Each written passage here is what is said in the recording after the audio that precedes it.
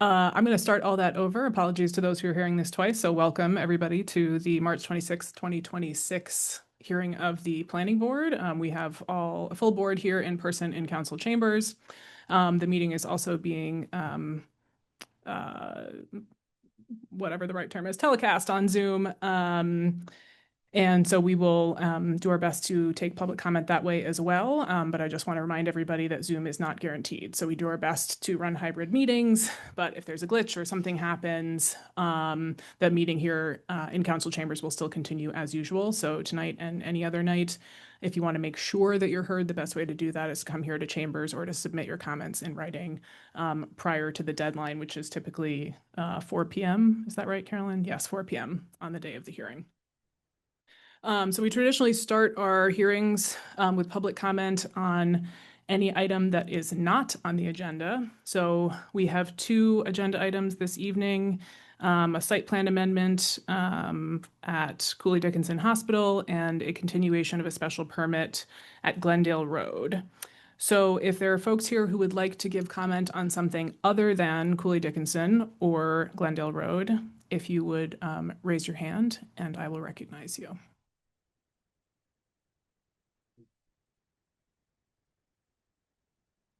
Okay, I don't see anybody here in council chambers. Is there anybody on Zoom who would like to give public comment on something other than Cooley Dickinson or Glendale Road?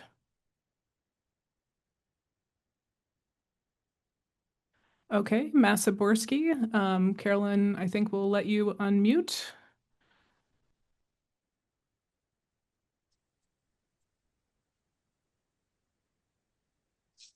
We can't hear you. Can you hear me now? Yes, we can hear you. Okay, thank you. Melissa Makaborski, I live in Northampton. I want to make, I'm sorry, can you still hear me? Yes, we can hear you. Okay, sorry, thought I got kicked out. I want to make a quick comment about the article that was in the Daily Hampshire Gazette about Picture Main Street. Planning Department Director Carolyn Mish was quoted in the article. And I know it's not on the agenda tonight, but I was hoping she might want to correct the error in the Gazette article that said that Picture Main Street is fully funded by state and federal funding, because we know that's not true and she knows that's not true. So I was hoping she would be willing to correct that tonight. Thank you. Thank you. Is there anybody else on Zoom who would like to give public comment? Okay. Seeing none, we're going to move ahead. I'm just going to check in with our first applicant. Is the presenter is here? Okay, we're ready to go. Great. All right, so we're going to proceed to the first, thank you for the reminder, to the first item on our agenda, which is a site plan amendment for ambulance canopy lighting in excess of maximums by Cooley Dickinson Hospital at 30 Locust Street, map ID 23B-046. And before we begin, Stacy wanted to make a statement. I just have a disclosure to make that I had a conversation with a friend about 2 weeks ago, before I even knew this was on the agenda, who works at Cooley Dickinson.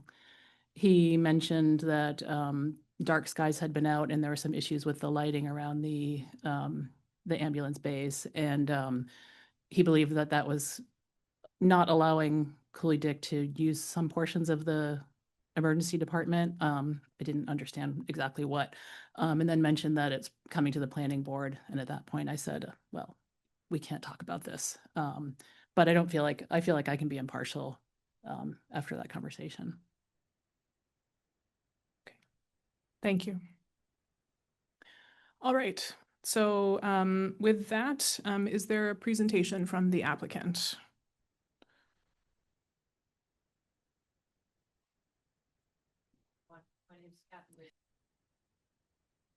Can you make sure the light is green? Oh, there we go. Perfect. Got Thank it. you. Thank you. My name's Kathy Reed. I'm the Executive Director of Operations here at Cooley Dickinson, and thank you for having me tonight. Cooley Dickinson Hospital is requesting approval for the installed lighting at the ambulance canopy which serves the emergency department and specifically the area where emergency patients are unloaded from the ambulances. This lighting is essential for safe and effective patient care and has been designed to meet nationally recognized Medical Institute Illuminating Engineers Society standards.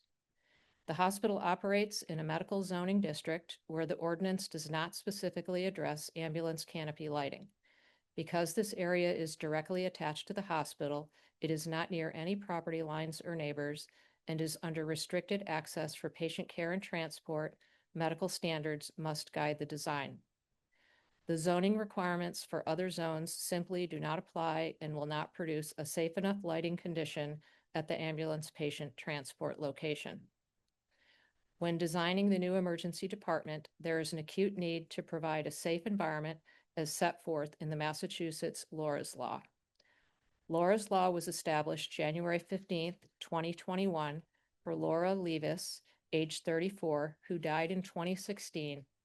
Although she called 911 and was 29 feet away, she could not find her way into the emergency department and staff was unable to find her. Very similar and inspired by the requirements that Laura's Law mandates for the safe, clear, and well-illuminated wayfinding to an emergency department, the hospital shall not compromise in the safe environment for the arrival of ambulance patients and their emergency caregivers. The ambulance entrance location is fixed to site constraints and its direct connection to the emergency department, and relocating it is not feasible. The canopy lighting is located within the building bounds and is not near any property line. The canopy lighting is not site lighting and does not serve any areas of the site, nor does it illuminate the surrounding site. The hospital and the emergency department operates 24/7. The canopy lighting is energy-efficient LED technology. The canopy lighting levels are necessary to support critical medical functions such as patient assessment, equipment use, and safe movement of staff and stretchers to and from the ambulance, and meets criteria for the exemption in the zoning regulations that states lighting that is only used under emergency conditions by civil officers, agents, and officials to perform their duties to maintain the public health, safety, and welfare. The Illuminating Engineering Society standards apply and were followed, and mitigation measures were taken.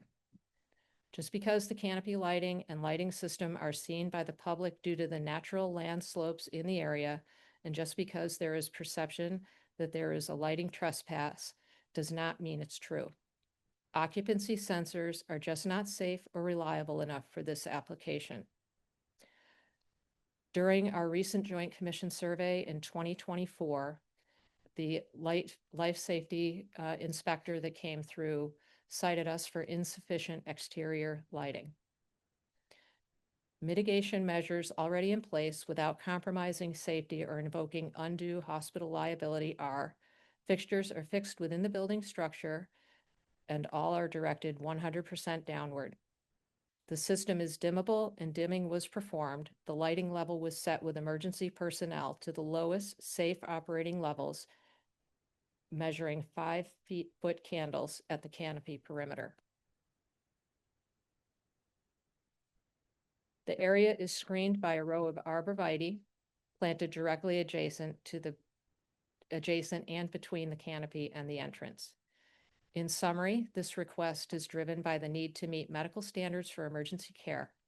The lighting is essential for patient and staff safety.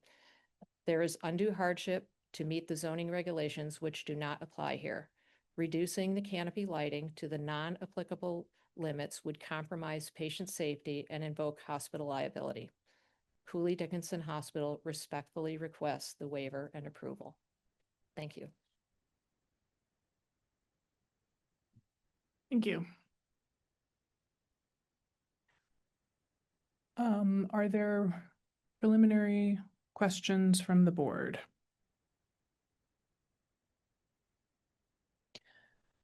I can perhaps start with I'm not sure if it's a question or a statement, which is that we as a board reviewed and approved the project for the relocation of the emergency department within the last several years.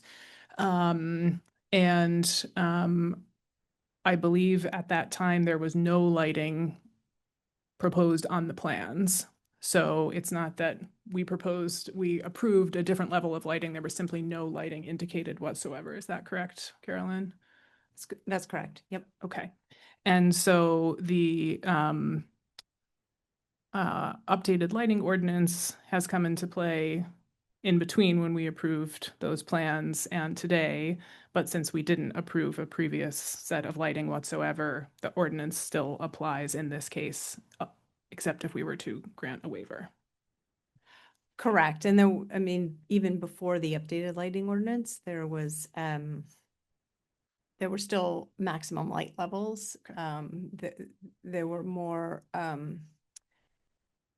that was already part of the provision. So there were some modifications that would, in terms of color temperature, those dropped in the modifications. And then there were different zones applied. But essentially, it wasn't as though we went from 0 lighting standards to then what we have now. Right.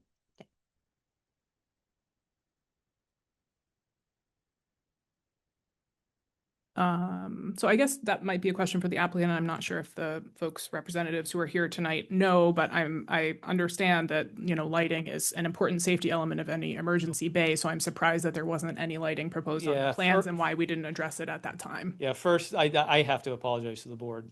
We discussed site lighting prior to the meeting, prior to filing. I'm sorry. Oh, I'm Can you sorry. give your I am name? Mike Peter, and I'm a civil engineer with VHB. Thank you. It was discussed amongst the team. We were much further along with the design site-wise prior to the building being finalized. We talked about site lighting, thinking light poles, you know, that sort of thing being shifted and moved, and no modifications. That time it didn't really dawn on us any underneath canopy lights. So when we said no lighting, innocently enough, I said, yeah, no lighting. So my apologies to the board. Okay. And Carolyn, you provided some notes about this in the staff memo, but can you sort of clarify, the applicant mentioned that the medical district doesn't have a specified maximum light level, but there is a specified maximum light level that applies to the entire city, to all zones, unless it's otherwise specified, correct? There are different maximum levels for different districts, so this could fall in, and there also, we added different use classifications. So we specified in the update higher lighting levels for canopies, gas station canopies, for example, and sports lighting and car sales lots. And so those are sort of the highest levels allowed at 12-foot candles. And then the next level sort of for general site parking is in the commercial districts is 5-foot candles, but it doesn't specify that for medical use. And there weren't any, certainly because it hadn't come up, I think it wasn't on our radar either to identify what might be needed for a hospital, for example. So that is, you know, not mentioned in the zoning. Okay. I have one question. You said the system was dimmable. We're talking about the lights that are under the overhang are dimmable, and they're not that you want to do this, but like, could they be more dim than they are currently, or are you indicated they already are dim? We did dim them, yes. Are they? Is it possible to dim it more than they are right now? We're going to put medical personnel at risk if we do that. Yeah, no, I know. I know you don't want to, but could it be dimmer than it is now? The functionality tech. Oh, I'm Stacy Brasso. I work for Bespoke Project Management, and I am contracted by Cooley Dickinson Hospital to help administer and project manage their projects. And I was assisting Kathy with the submission. Technically, the dimmer could be dimmed down. Okay. Yes. That's all I was Your asking. question. Yeah. Yes. And I did, if you wanted, I wanted to explain how we got to the dimming point that we did. The lighting engineer was out there. the medical staff was out there, the security personnel from Cooley Dickinson Hospital, and they did a test to trial what dimming level would be acceptable for delivering safe care in that environment. So that was 22-foot candles in the center, and then tested to be 5-foot candles at the perimeter. Okay, thank you. I have a question kind of bouncing off of that. So I think there are they all on one system? The lights, if you're dimming them, every light is, Yes, they are. okay. So, because when we went to go take a look at it yesterday, the question was there's pretty much 3 rows of lights, and the front light, in other words, I'm saying closest to the road, you know, could that be dimmed? And then there was a talk about some sort of drape or something on blocking the light spilling out to the road where the arborvitaes are. Right now, the arborvitaes are pretty small. Eventually, they will obviously get bigger, but in the meantime, is there something that can be put there? Again, I'm not sure why it's a problem, but somewhere it is. Yeah, so my understanding is that Carolyn has been in touch with the applicant regarding some possible designs for a shield or something that could address, I think, the same issue that you're talking about. Have those been received? Have you had time to, do you have anything to say about those possibilities? Those could be explored. There was not enough time to explore all the technical ins and outs of those suggestions. Then the first one was dimming. Discussion and review with the engineer, the lighting engineer. There was significant concern about dimming any further or dimming a row of lights, because that would not comply with the illuminating engineer's standards.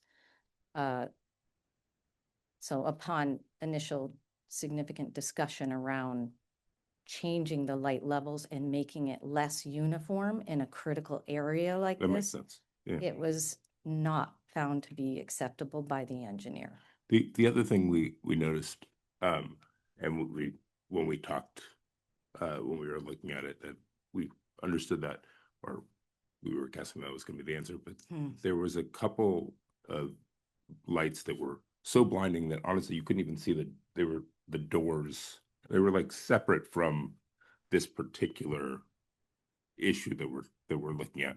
So, and I understand that that's outside of what we're dealing with right now, but in the spirit of friendly neighbor, it would be great to look at those doors that, like, I'm having a hard time. Can you take it from, yeah, please. Yeah. George, can you turn your mic? Thank you. Just in terms of process, I think this is kind of for Carolyn too, because you're requesting an amendment. It opens up the conversation to other perhaps issues around the campus having to do with the lights. And I know during the presentation, you mentioned that you had an outside consultant come in to look at the campus and exterior building and then added a number of lights. So I want to make sure that that's within our purview tonight to also talk about things that are not specifically related to the canopy. The item in front of you is the lighting, request for waiver for the canopy lights. There may be an enforcement action that's required for new lights that were installed that don't comply. And so then that would trigger another amendment if they didn't want to comply with those other campus lights. But you wouldn't be able to incorporate that in because it's focused on the canopy. But as Sam mentioned, we could bring those up during the discussion and note those, and perhaps as a friendly gesture, the hospital could look at. Right, you could be clear that you're not waiving any other Yep. Lights, new lights that were installed as part of this project. Yeah. Thanks. Rich? Thanks. So following on that conversation, while there may not be an enforcement action, isn't it possible to attach mitigation actions to this waiver? I mean, a waiver is letting go of a certain standard.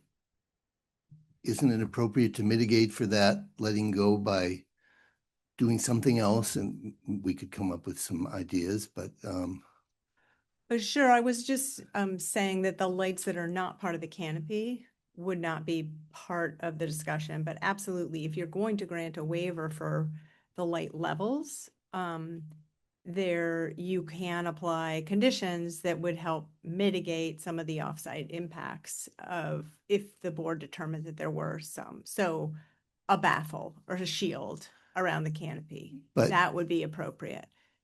But you're saying that we can't consider mitigation that would be elsewhere in control of the applicant, but on site, on campus, that might, we might be able to say, the issue is lighting.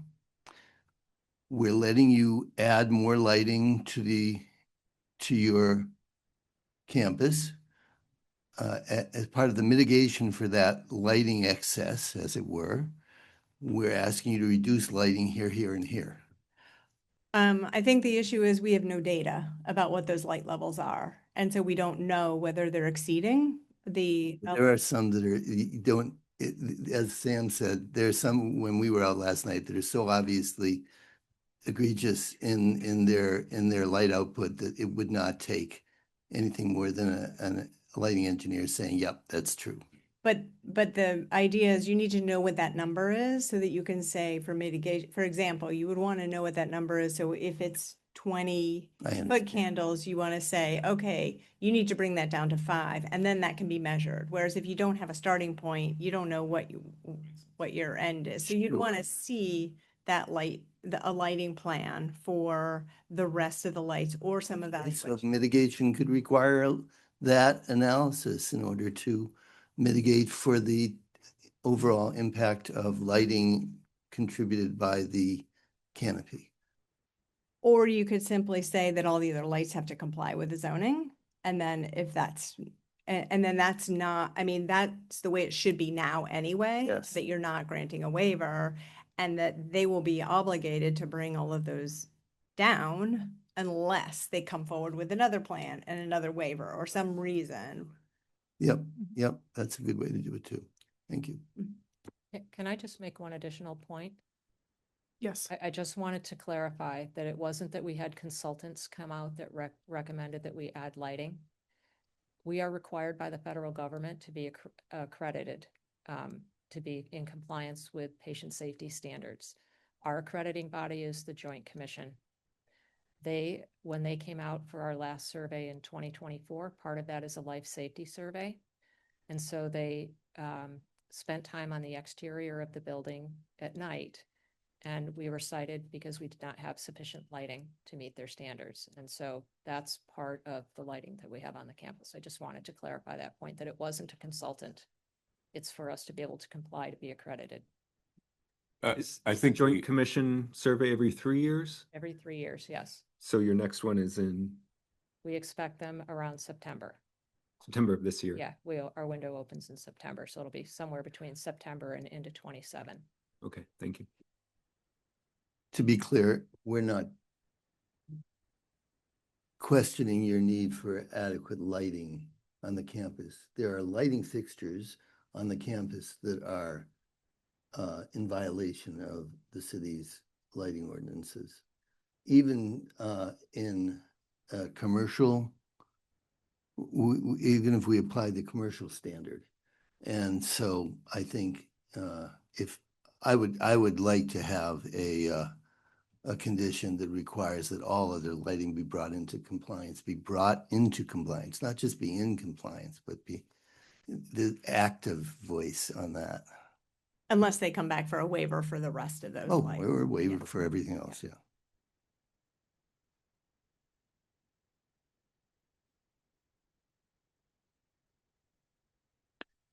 I move, we have public comment, I guess.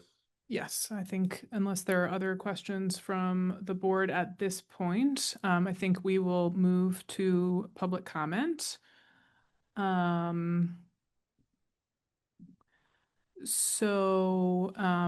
we're going to do is take public comment. So you're welcome to sit down and we may have further questions for you. So we're going to take public comment first here in council chambers and then on Zoom. We're going to ask people to keep their comments to about 3 minutes, since I can see there's a lot of people here, and so we want to make sure we have time to hear all of you. When you approach the board, please state your name and address for the record. Remember that you're addressing your comments to us as the board, not to the applicant. And what we'll typically do is kind of hear everybody, understand, common themes and get a sense of what the questions and issues are.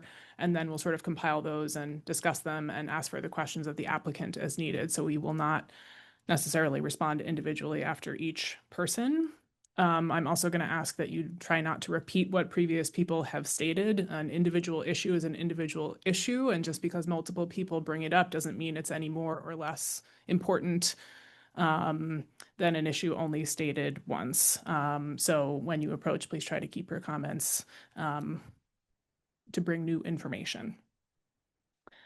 Okay, so did I miss anything? Okay, great. All right. So is there anybody here in council chambers who would like to give comment? Yes. My name's Jenny Fleming Ives, 15 Dryads Green, Northampton. It's Ward 2B.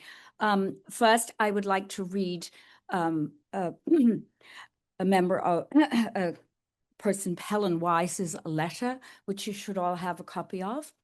And then I'd like to address my own two minutes. If I'm sorry to interrupt. I yes. do just want to specify we did receive, I believe, 4 letters in writing, Yes. which we have all read previously Okay. and are in the official record. And so you don't need to read it aloud. We've all seen it. Okay, so then I'll just, okay, so Yes, that thank was you. from Helen Wise's Ward 1. Yes. So you do have that. We do. Okay, yes. so you don't want me to read it. Okay, so then I'll just have my own 2 minutes. I would just like to comment myself on Cooley Dickinson's request for a waiver to Northampton's lighting ordinance of 2024. I'm a certified nurse midwife and have practiced for over 40 years in women's health and reproductive care.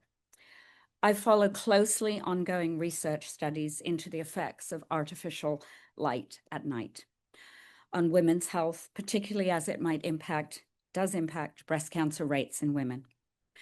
Cooley Dickinson Hospital, a justly beloved community treasure, is about recovery, healing, and prevention. I would urge you tonight not to grant this waiver and hold prevention to the highest standard. Thank you. Thank you.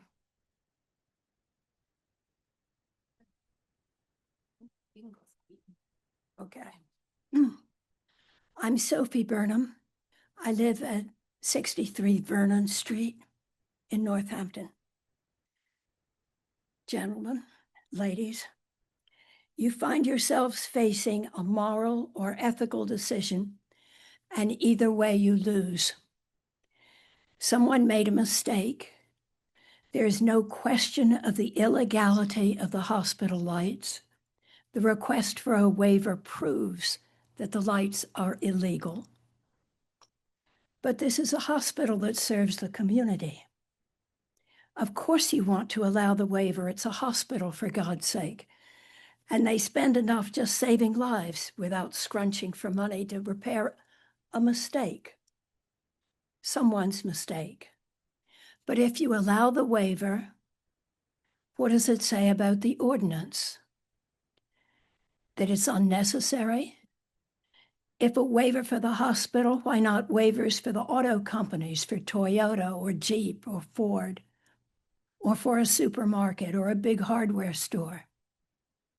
Why care about shielding lights downward facing the street lights? If you allow the waiver, can anyone flood their porches with brilliance and their parking lots with glare? Then there's the cost of electricity. If you allow the waiver, are you imposing on the hospital skyrocketing electric bills? On the other hand, if you vote against the waiver, it's a vote against the hospital. Who wants to vote against a life-saving institution? You face a Solomonic decision to let the existing lighting stand, harming humans, your own children perhaps, birds, wildlife, light spilling out into outer space, or to stand for the law and possibly for the oath that all doctors take to do no harm. So I urge you to courage and integrity and honor. Do you let the matter rest, or do you stand for the law? Thank you. Thank you.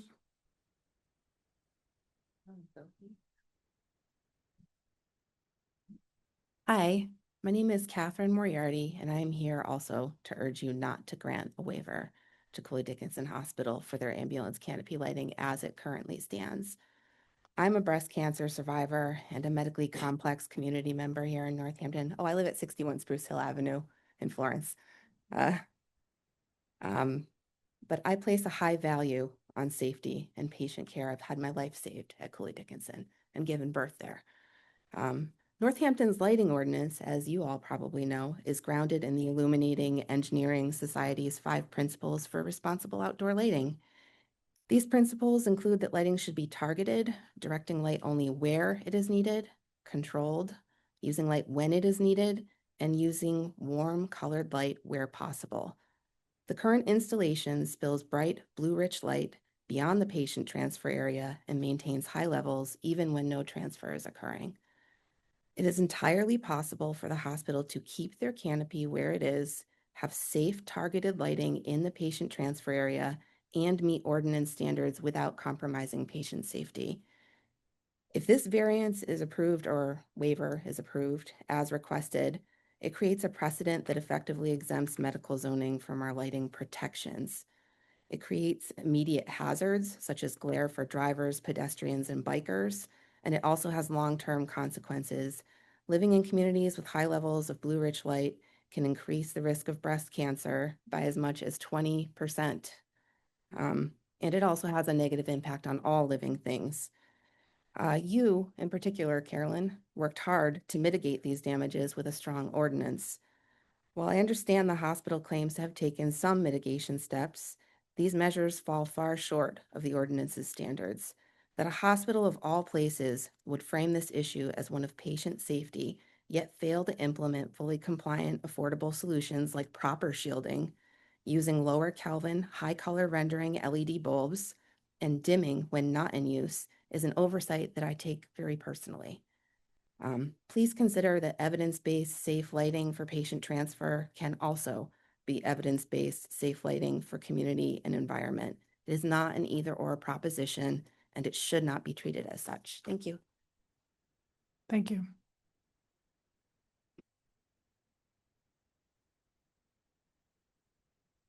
Hello, my name is Allison Ryan. I'm a retired neurologist. My practice was in Northampton for about 30 years. And of course, I was a member of the Cooley Dickinson staff and very proud to be so. I, for the past 6 months or so, have chaired a study group or a study and action group about improving exterior lighting at the senior community where I now live. And I've learned a lot that I didn't know despite my medical training about the negative effects of excessive light, artificial light at night, which is also sometimes called light pollution. And those harms include very significant adverse effects on health of humans, but also of just about every other species that's been looked at in ecosystems with a ripple effect. And so along among the more surprising things I've been learning about are how brighter lights do not necessarily improve visibility. In fact, the more light that is shown directly into eyeballs, the more trouble you have seeing. And so that is the basic rationale for targeting any light that's provided, so that people can see what they're looking at, not be blinded by the lights themselves. Hence the move towards shielding, targeting, and then the general principle of having the lights on when and only when they're needed. And modern technology does provide all sorts of options for both dimming and motion sensor or some other way of triggering the lights to get a little brighter, let's say, when an ambulance approaches, or maybe the ambulance driver has a remote control that turns up the lighting.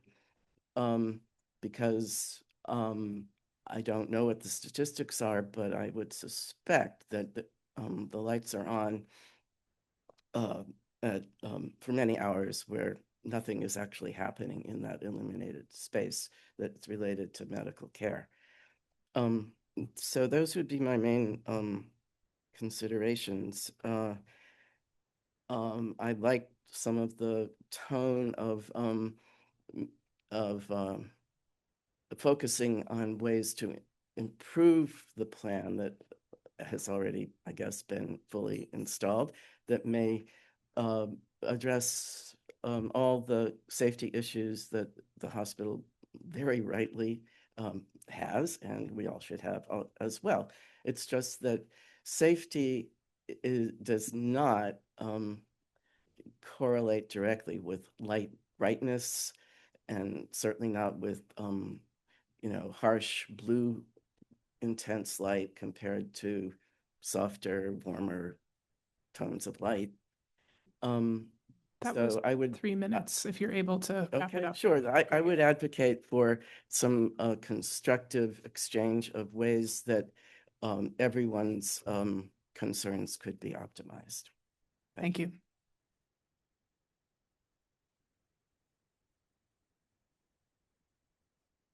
Hi, I'm Don Darnell, 63 Olander Drive in Northampton. You, I'm hoping, got this little report that okay, great. I sometimes in my work, I write this way for people that don't actually read it, but then I get paid really well, and so it's okay. But in this case, I really hope you actually read it. And I hope the news is we read it. So thank you very much. All right. It's very well written. Well, thank you. You're welcome.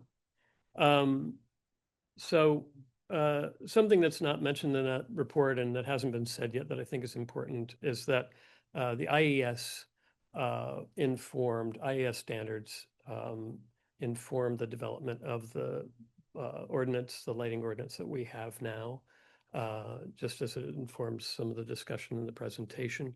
RP 29, specifically for hospitals, also references RP 43, talking about walkways and things like that. And those standards apply, and I think are, not really respected for other aspects. But I think a really critical point and a really important thing to keep in mind with this, if one reads the appeal, you could get the impression that having adequate task lighting for the patient transfer from ambulances into the ER is incompatible with Northampton law. It's either the law as it's written or safe transfer. And I really believe this is not true. It's possible to provide even the same lightings that are available right now under that ambulance canopy where it is needed and comply with the lighting ordinance, but not with the current lighting configuration, not with super minor tweaks. There's a big emphasis in the discussion so far on brightness. And that brightness does not have to be diminished in that area where patients are being transferred necessarily. But something needs to be done about shielding and about color temperature. And those won't necessarily compromise visibility or color rendition in that area. The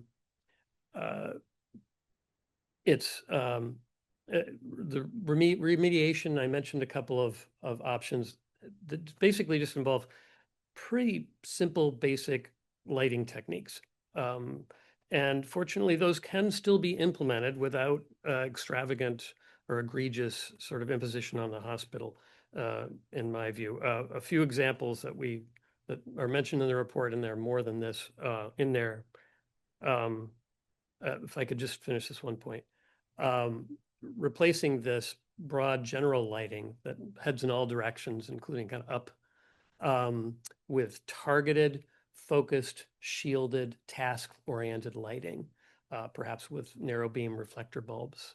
And you've seen some of the others. I'll skip ahead to just this conclusion. What seems to be missing in this project, from my perspective as an electrical engineer, is a full understanding of the law, perhaps it wasn't recognized, or maybe of lighting design, some of this outdoor lighting things, or just a lack of willingness to make Northampton standards a priority.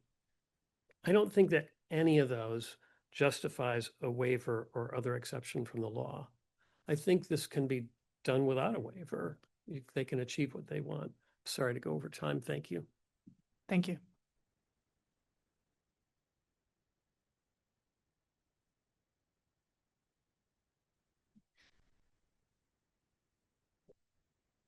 Hi. I'm Mila Kabat-Zinn. I live at 32 Ward Avenue. And I'm going to keep this very brief. I don't want to repeat anything if I can possibly help it. But I'm just going to not be very technical, but really focus on the fact that I also went and looked at the lights at Cooley Dick last night, as two members of the planning board mentioned. And especially when you're older, but it's true for everybody, that light pollution actually decreases visual acuity. And so it's a less safe environment. And I actually noticed that, I mean, the canopy is one issue, which, yes, it could be dimmed and it could be redesigned to be much more effective. But the lights that, is your name Sam? Because you're my neighbor, I think. The lights in the main entrance, you're driving towards the main entrance and those bulbs are like, I was shocked. It was overwhelming. And you used the word egregious, somebody did, and it was really egregious. And I just think that this is a perfect opportunity to re-examine what's going on at Cooley Dick, to make it an inviting, safe place where people who are walking can really see where they're going, people who are driving can see where they're going, and not be blinded by this and that. So I just think it's an opportunity, and I really appreciate your listening to all of us. So thank you. Thank you.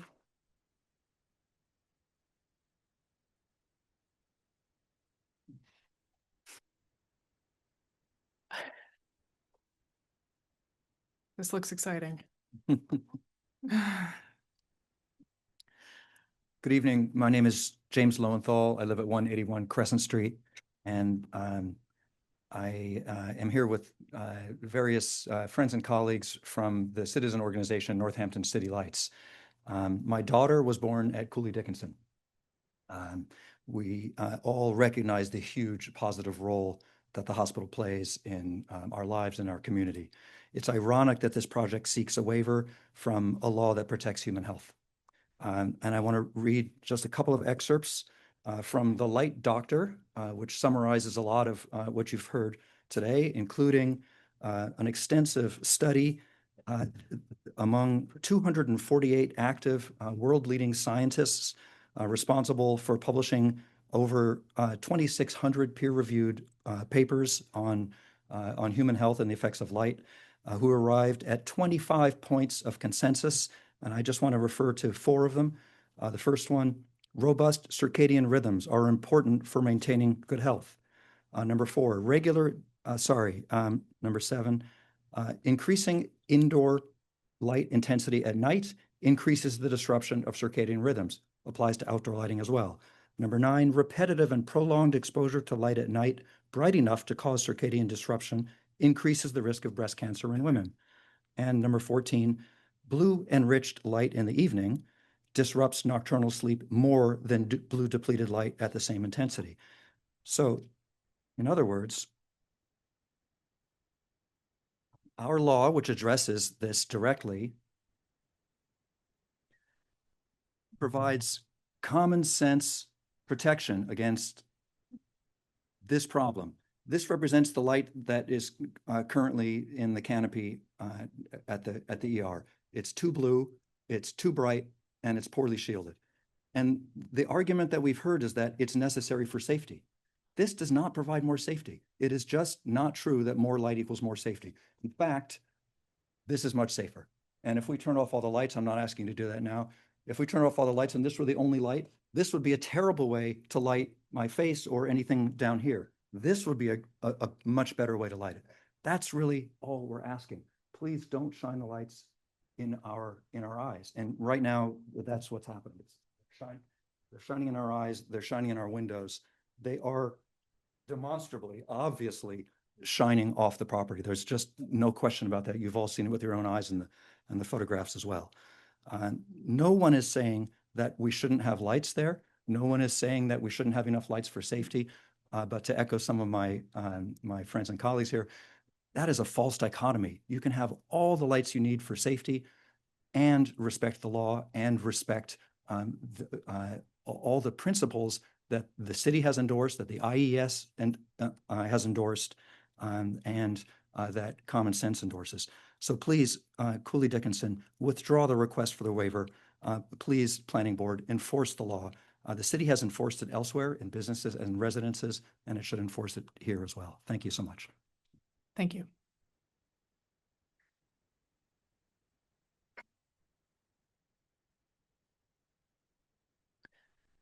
Is there anybody else here in council chambers who would like to give public comment about this proposal? We would like to give testimony on behalf of the city. Are we public comment or is that separate? Yes. Okay. So, all right. Thank you. So it's my first planning board meeting. Thank you, everyone. Yes, indeed. I'm Alan Wolf. I'm the mayor's chief of staff. I'm really grateful for to be heard tonight. I was also born in Cooley Dickinson. My son was born in Cooley Dickinson, and they immediately saved his life as his lung collapsed. So I have a pretty soft spot in my heart for the place. I am here on the mayor's behalf, who is not able to come, in support of a waiver for Cooley Dickinson, based on a public life safety issue. The mayor has been an incredibly strong supporter of the lighting ordinances. I think as a city councilor, she voted for one of them and she supported one of them since she's been mayor.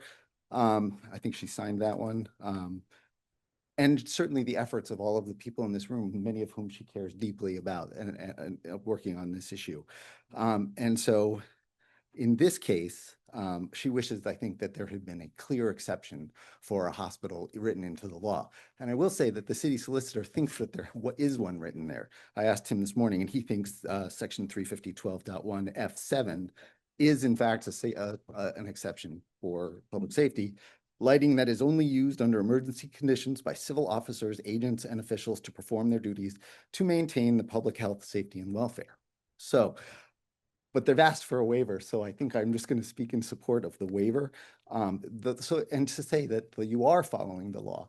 The law provides for a waiver from the good people on the planning board to give it. And it is specific to individual applicants. It's not a blanket type of waiver for anything in one category. So either way, I will repeat, I think the mayor urges the planning board to grant a waiver for this critical life safety use. And the mayor appreciates the hard work of the lighting advocates and hopes they can continue to work with Cooley on a voluntary compliance basis after you have granted this waiver. Thank you. And I'll introduce Chief Andy Peelis. Yes. Hi, I'm the fire chief of Northampton, Andy Peelis. And I'm here. Everybody kind of spoke about almost everything. I would just like to add, as the fire chief and speaking to my members that do approximately 7,000 calls a year there and transport patients in and out of there for the life safety of the patients and the life safety of our members and members of other departments. I don't want to speak on their behalf, but I feel that it's critical that we have sufficient lighting under that canopy. It's one of the only times when we back apparatus up that we do not have the luxury of having a spotter. We have two people in the ambulance. One person is in the back with the patient and the other person is driving. I don't want to say always, but it's one of the only times where we don't have that luxury where we have a spotter when we're backing up. So sufficient lighting is a necessity. And if that means a waiver needs to be granted, I'm in support of that waiver. Thank you. Thank you. Is there anybody else here in chambers who would like to make a comment at this time?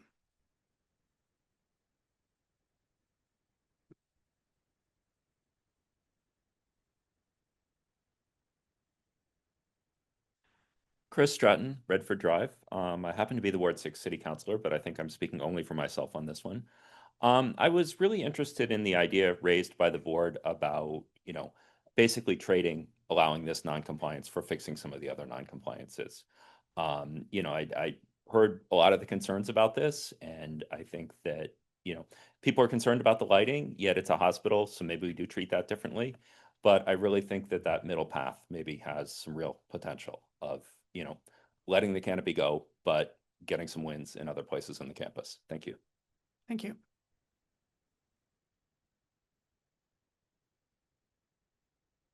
Okay, we will move to Zoom momentarily as just one last call for anybody here in chambers.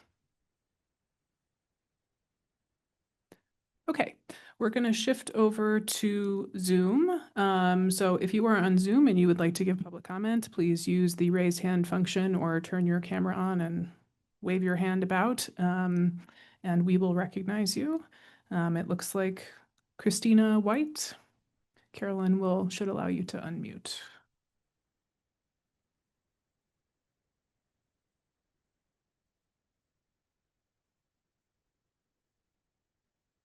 We're working on it. There we go. Okay. Hello, my name is Christina White. I live at 34 Russellwood Ridge in Florence. And I am here to ask you not to accept the canopy as it is currently configured. The principles of light design, as everybody's gone over, where and when it is needed. It is just really not believable that motion sensors would not be safe. They're on every other house in the city has motion sensors. They're very sensitive. No one wants to move the ambulance canopy. We don't want bad lighting anywhere. There is no patient safety argument for unshielded lights. And although the request for a waiver says that they are shielded, they are not. We're not in animal farm. The glare goes directly into the ambulance driver's eyes as they come into the parking lot, and those trees would not block it in any way, shape, or form into that very strange intersection. They're on the side. This is a patient transport area. Hopefully they are not doing surgery out there with the diesel fumes. There are LED lights that are different color temperatures that are color rendering, that it takes research, it takes interest, it takes curiosity to find those, but they actually exist. So could the lights be dimmed when they're not in use? I care for our community. As maybe you can see, I am a veterinarian. I think about the community as the whole community, the people, the animals, the pollinators that help provide our food, the migrating birds that bring so much pleasure to so many people. We just can't take up more space. And in this political climate, a big corporation deciding that the rules just don't apply to them, really is very unpalatable. So please do take into account the other areas. There's a lot of sky glow coming from Cooley Dickinson. It is prior to the 2024 ordinance, but it's egregious. That open canopy with the lights shining straight into the air. There's not a patient safety excuse for that.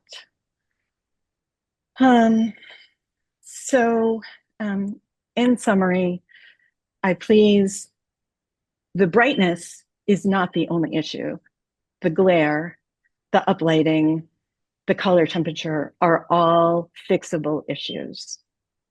And dimming the lights in the large majority of time when they're not in use is got to be technically feasible. Thank you so much. Thank you. I see Amy Sugihara. Hi, can everyone hear me? Yes. Hi, my name is Amy Sugihara. I'm at 110 Morningside Drive in Florence, and I'm here to ask you to not allow the variance request. I think we as a community can do better than the current lighting at Cooley Dickinson Hospital. I would love for us to find a solution that works for everyone, for the emergency department drop-off area, for patient care, transfers from ambulance to gurneys, for the surrounding neighborhood, the homes and the businesses, for people passing by, driving by, walking by, and for the wildlife. The current lighting at Cooley Dickinson Hospital causes harm to people and to wildlife, and this should be recognized. Luckily, some reasonable solutions are at hand to reduce the current harm, yet still maintain sufficient lighting to safely transfer patients from ambulance to gurney in the ER bay. These ideas are outlined in a letter that I read that Don Darnell, who spoke earlier, submitted to the planning board. I'm not going to go through all the solutions that so many folks before me have already outlined. But I urge the planning board to please consider these rational and reasonable solutions to the problem. Thank you. Thank you. Is there anybody else on Zoom who would like to give comment about the Cooley Dickinson request for a waiver? Okay. I'm not seeing any other hands, so I'm going to turn it back to the board.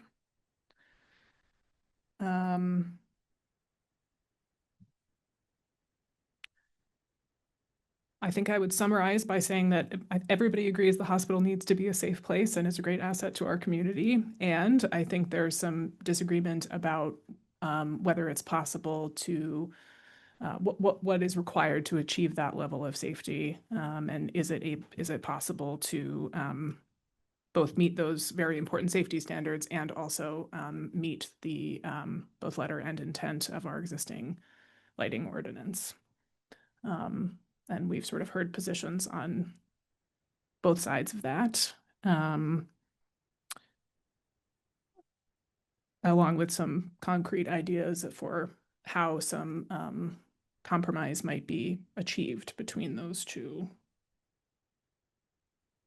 elements here. I don't know if the applicant might care to comment on some of the ideas that have been proposed, shielding in particular, temperature, brightness. I understand in your application you identified that sensors were not going to be reliable enough for this use, but I think one of the proposals was that the lights wouldn't go off, but perhaps dim, so there would still be some lighting. So it would help me to understand, have you considered some of these efforts that might alternatives that might sort of contain or allow you to, maintain both the goals, important goals of safety, and to meet the standards, or at least partially meet the standards.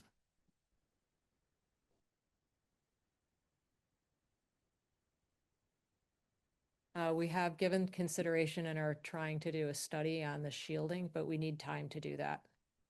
So we have to, just make sure there's no issues with the existing ambulance canopy by attaching shielding to it. Okay. Have you considered any of the other, any other alternatives, perhaps those proposed or others that would mitigate some of the concerns? So, I mean, we've got the lights on the edges of the canopy bay at the 5-foot candles, which is what I believe the requirement is. They're all downward facing. We believe that we've created the safest environment we can for both our patients and the medical personnel that work there. Rich? So you're doing a study of the shielding.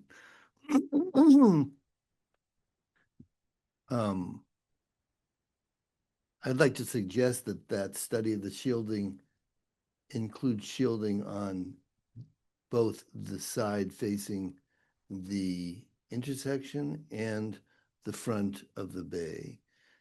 And I'd also like that study to suggest that that study consider different widths of shielding. Not, standing there, it is obvious that shielding could be as little as a 6-inch drop, maybe a beam, something strong that would, at the edge of the canopy, would do enormous help in reducing the glow out into beyond the canopy. The problem is that the lighting that you've chosen has lenses that the light goes down, hits the lens, and the lens is below the edge of the canopy. So you can see the lenses. So the light is going outside of the canopy. You could fix that by putting shielding around all the edges. And the other thing that I would like to suggest is that your study look further into 2 other things that have come up. One is the Kelvin of the light. Does it have to be so blue, or could you change it to a lower Kelvin bulb? And also this point about motion detecting that a lot of people have brought up. Motion detecting is used in all kinds of high safety situations. We could list a million of them all over. I mean, the fire department uses motion detecting to open and close their doors, I suspect.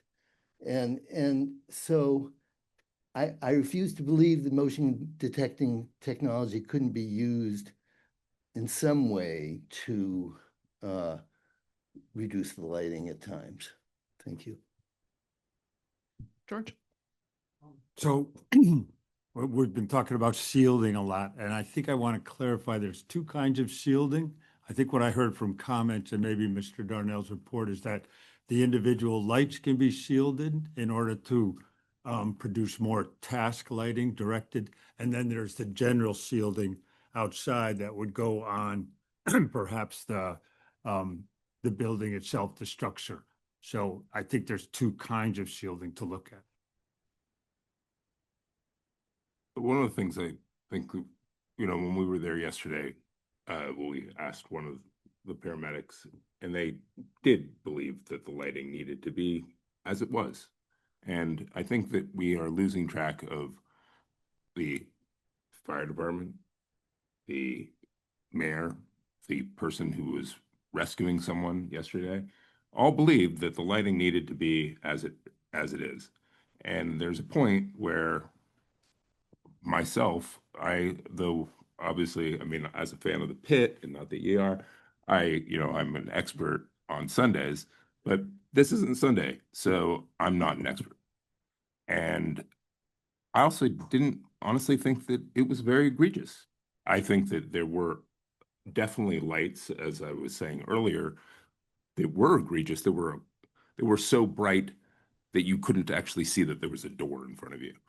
But that's not in front of us right now, and hopefully we can move forward. And what I would suggest is we approve this and make sure that all the other lights comply with the ordinances that we have. And I think that is a responsible thing for us to do. Chris? I'm not an expert either. I have spent 5 years in the healthcare industry prior to my current job. So I'm fairly familiar with the Joint Commission and their standards. And this isn't something that you can just say, nah, we don't want to do that. You know, you'll lose your hospital accreditation if you don't meet the Joint Commission standards. So while we were talking, I was doing a little research. What I'm seeing is, I don't know, 300 lux is required, which is close to 27-foot candles. So I believe what the hospital has been telling us, that the lighting level is appropriate, the lighting intensity is appropriate for that area, and the color temperature is appropriate for that area. I actually thought the demonstration was pretty good, showing what a good effect the shielding had on that light. So before I saw that, I was thinking maybe just the back row should have that intensity and color temperature. But now I'm fine with the entire canopy having it, but making sure we have shielding around the canopy so the glare to the off-site people driving into the driveway and everything, they're not blinded by the glare under the canopy. But I'm fine with under the canopy as long as it's shielded. So that's kind of where I've come to after listening to all of this testimony tonight.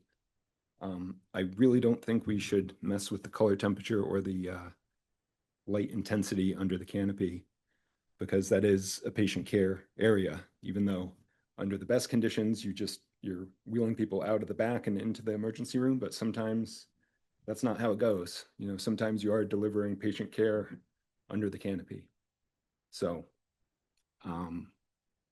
as far as all the other lights, I think that's a separate issue, and I don't know if there needs to be an enforcement order or what for newer lights that were put on, but it sounds like the mayor's office might want to work with the hospital on remedying those sorts of things, because there are some very bright lights that aren't under the canopy.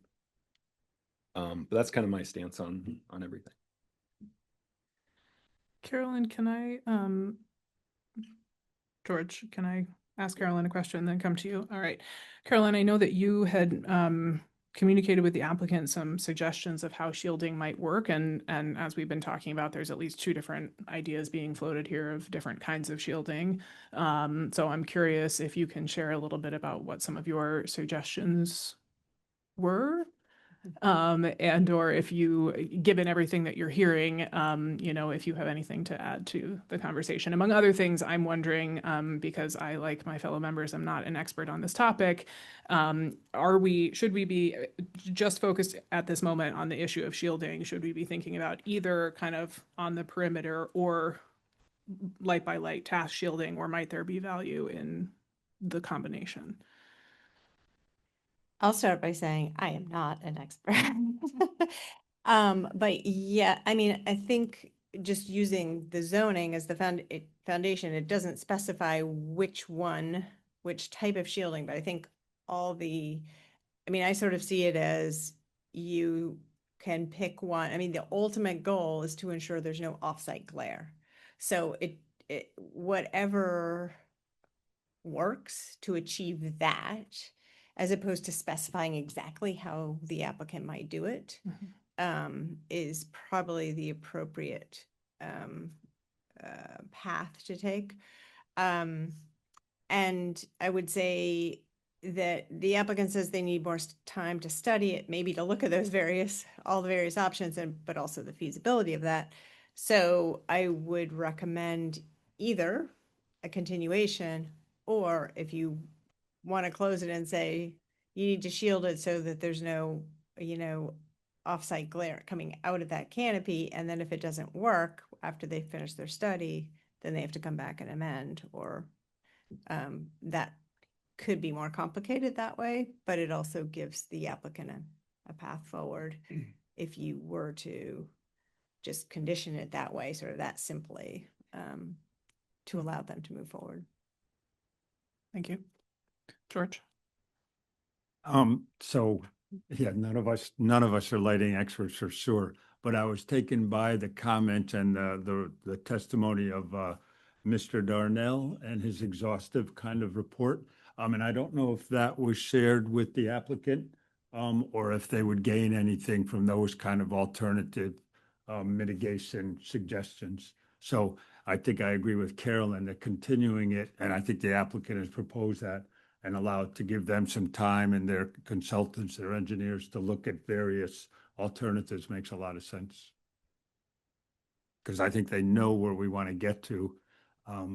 We want to get to a place where there's not a lot of outside trespass of the light. We appreciate that we want to have a safety area, especially in the rear of the canopy there. I'm not as concerned about the front of the canopy. The ambulance is back in okay, and you know, there's 3 large banks of lights, and I think I would believe that the front bank could probably be set aside by itself and be modulated in some way, although I don't know how it's kind of controlled. And but there are some alternative measures that allow the hospital to get what they need, and I think also to meet some of the promises and mission of the dark skies ordinance that we voted on and that we're using now in the city.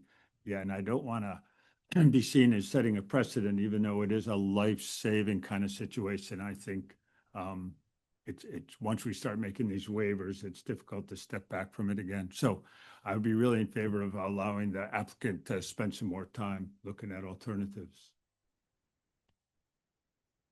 While keeping the lights at their current level. For time being. Yeah, yeah. I think none of us are, and people who spoke out against it, we all admit or recognize like the service that Cooley Dick brings to this town, and it'd be really, yeah, we obviously don't want that to change. So it'd be great to work on something that can work for everybody here. And I think the canopy idea is great, and yeah, I hope we can come to a consensus on that. Rich? Yeah, I agree with what both of you have said. I think continuation is what I am leaning toward, and I would hope that that would give the hospital a chance to finish their study, present some ideas for shielding the canopy, and present some other ideas for mitigating the effects of the project. As we've said, there is other lighting. You know, the staff, I just want to point out the staff memo suggested 2 things, 2 actions, conditions. And we're not there yet, but I think I like them. And the first condition was all other lighting shall not exceed 5-foot candles, and a shield shall be installed. So I would hope that you come back with a proposal, a revised application that includes those 2 ideas. Thank you. I think like I agree with that, but I also want to add that I don't have a problem with different rules for different organizations. I think the idea that somehow a liquor store and a hospital have the same rules does not, I don't have any moral quandary about that at all. And I think it's a false thing to think that somehow like by bending a rule so that a hospital can be a safe environment for rules that we wrote, that's not hypocrisy. That's just life. It's good governance, actually. And it's not, and we should not feel that we have fallen on that our moral code has been violated by making sure that a hospital is a safe place. let me just add to that, that I think there is not, it's a false dichotomy, as several people said, that we can't achieve safety and I don't know about fully comply with our ordinance, but at least improve the lighting situation. I think our existing ordinance recognizes that different lighting is appropriate for different circumstances. It is unfortunate that we don't have an existing standard for the medical zone. And so, hopefully that's something that might come forward in the future. And so I think the task before us right now is to think about this particular proposal in this particular location. And I think we're all, what I'm hearing is that we're all more or less in agreement that we'd like to, hear more from the applicant on how we can, install some shielding that would, reduce or eliminate the light trespass. And, certainly would invite the applicant to consider some of the other ideas that are in here, temperature, et cetera, different bulbs, to see whether it might be possible to, meet your important goals in a achievable and reasonable way for your institution, and also, meet other elements of the ordinance as best you can. So I would also be in favor of a continuation.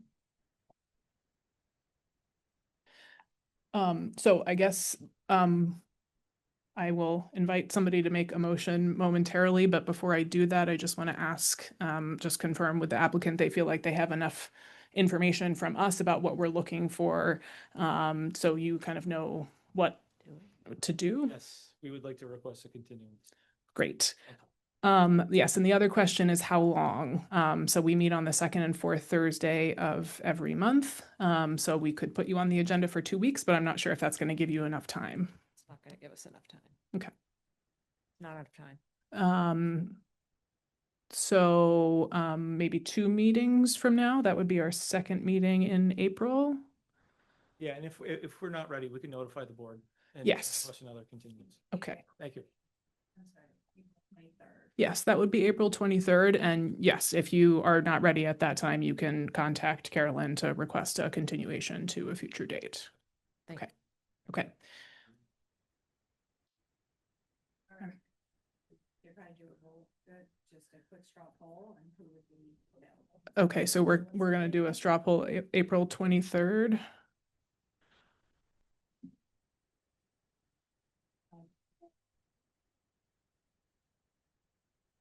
I'm trying to get my calendar up. I will be here on the 23rd.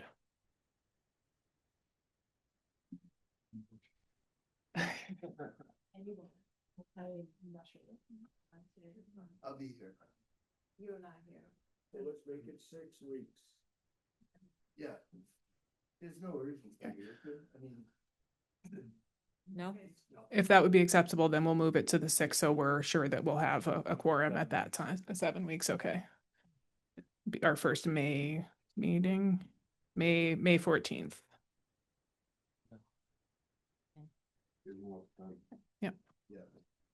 Carolyn, do we have anything else on the agenda, or should we put this on? We will put this on for 7. Okay. All right. Does somebody, what's that? Quorum in 7 weeks. We expect to, yes. It doesn't fall during school break, so yeah. All right. Does somebody want to make a motion? Do we have a time? 7. 7. I would move to continue this hearing to May 14th at 7 p.m. Okay. Is there a second? Second. Stacy? All those in favor? Okay. Great. Thank you. Thank you. Thank you. We will see everybody on May 14th. It is 8:26. We have another hearing coming up. We're gonna take a 5-minute recess to stretch our legs and get some water, and then we will come back for the Glendale Road hearing. Glendale Road. I wanted to, nice to meet you.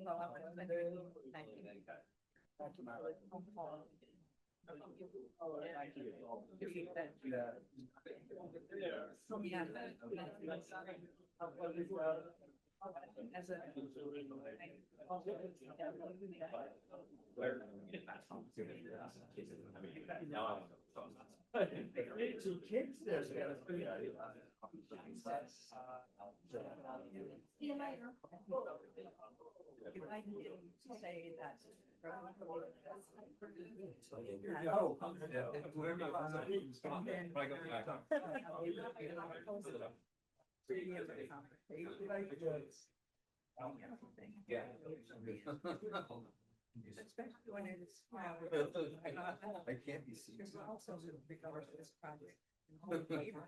Who has a stake about 20 feet or 50 yards, wanted to know what it was. They would not, they put it through. So of course, they don't. We're able to ask them. There's a speed like that.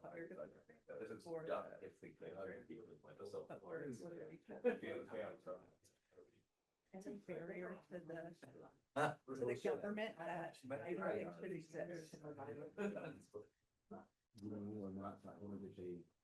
Very that they used to cover themselves because they are. I have to tell you, next door, huge fan. Yeah.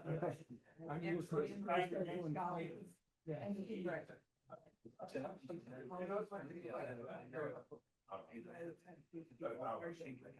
That's not, well, why? Why is it? Why? They staring at it and it's driving. I get that. I'm in the computer department for a living. Oh, I bet that's a big And thing. You can get it. literally, Yeah. she would have to be. Yes. This is the good stuff. There's gotta be some. All right. She's so. No,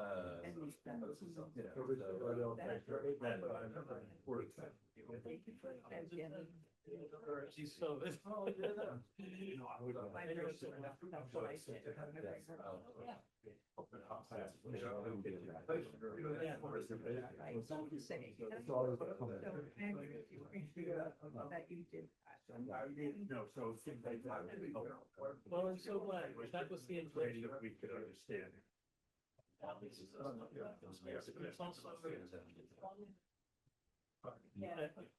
A lot of electricians do light. Yeah. And a lot of the stuff that's in the old books and stuff is like. But still in the book. Right. So that's the, yeah, no, I appreciate you guys. It's a thankless job. She didn't say it, but I know Tina is calling in from.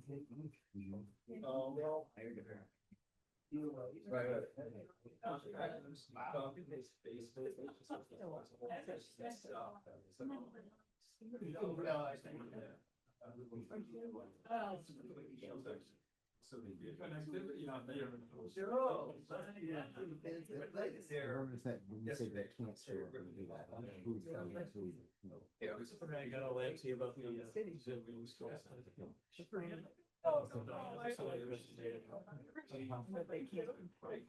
Okay. Yeah, this is my area.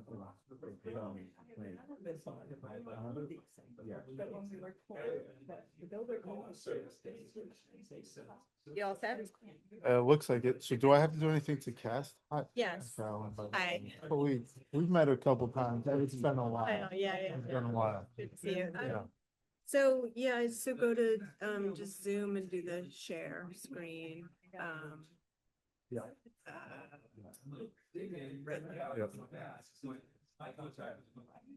Oh, okay, I need to let you. Yeah.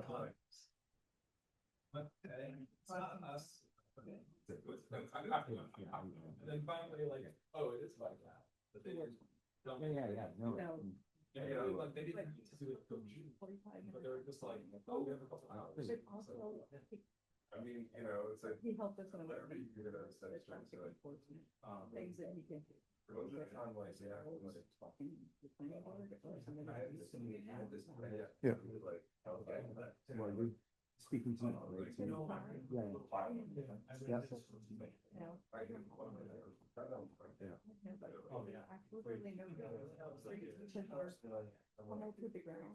Yes. hard it is for me to get the plumber to build under normal circumstances. Right now is the time. Otherwise, it's gonna be like, When you're saying public, I don't know that I understand your can. So if you write my address number. I have. To it. it, to it, Yeah. and if you go on to this, you'll see that Wendy and I at 285 live on a dangerous line of curve. And that we just want you to acknowledge that this is an incredibly dangerous intersection of this section of today.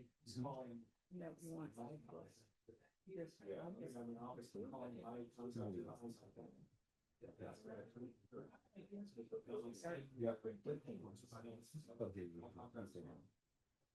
If you listen to this and the journal, against the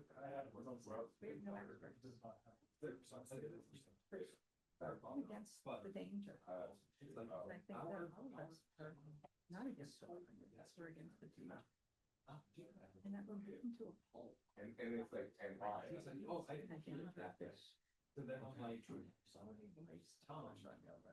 Sorry. you clarify what you want. This is what people do, they have poor quality of life.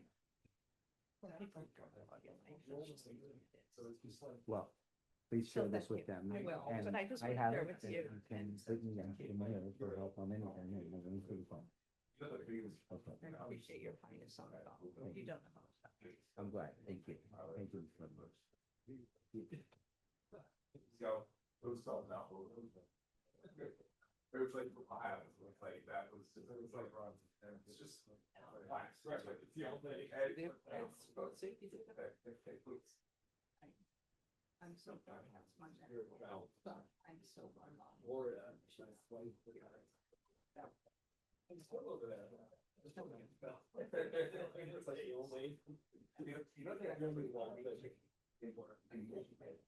But. Somehow, I don't know what, I think, and I'm here, it's got my phone. Stop this.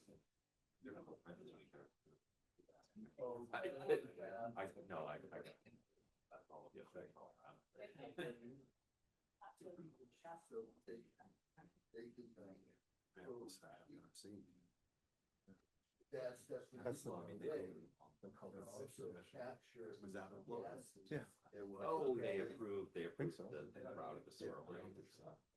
And they could only touch it, it was only even relevant, but it's an area where it was within 100 feet of the well. That's like.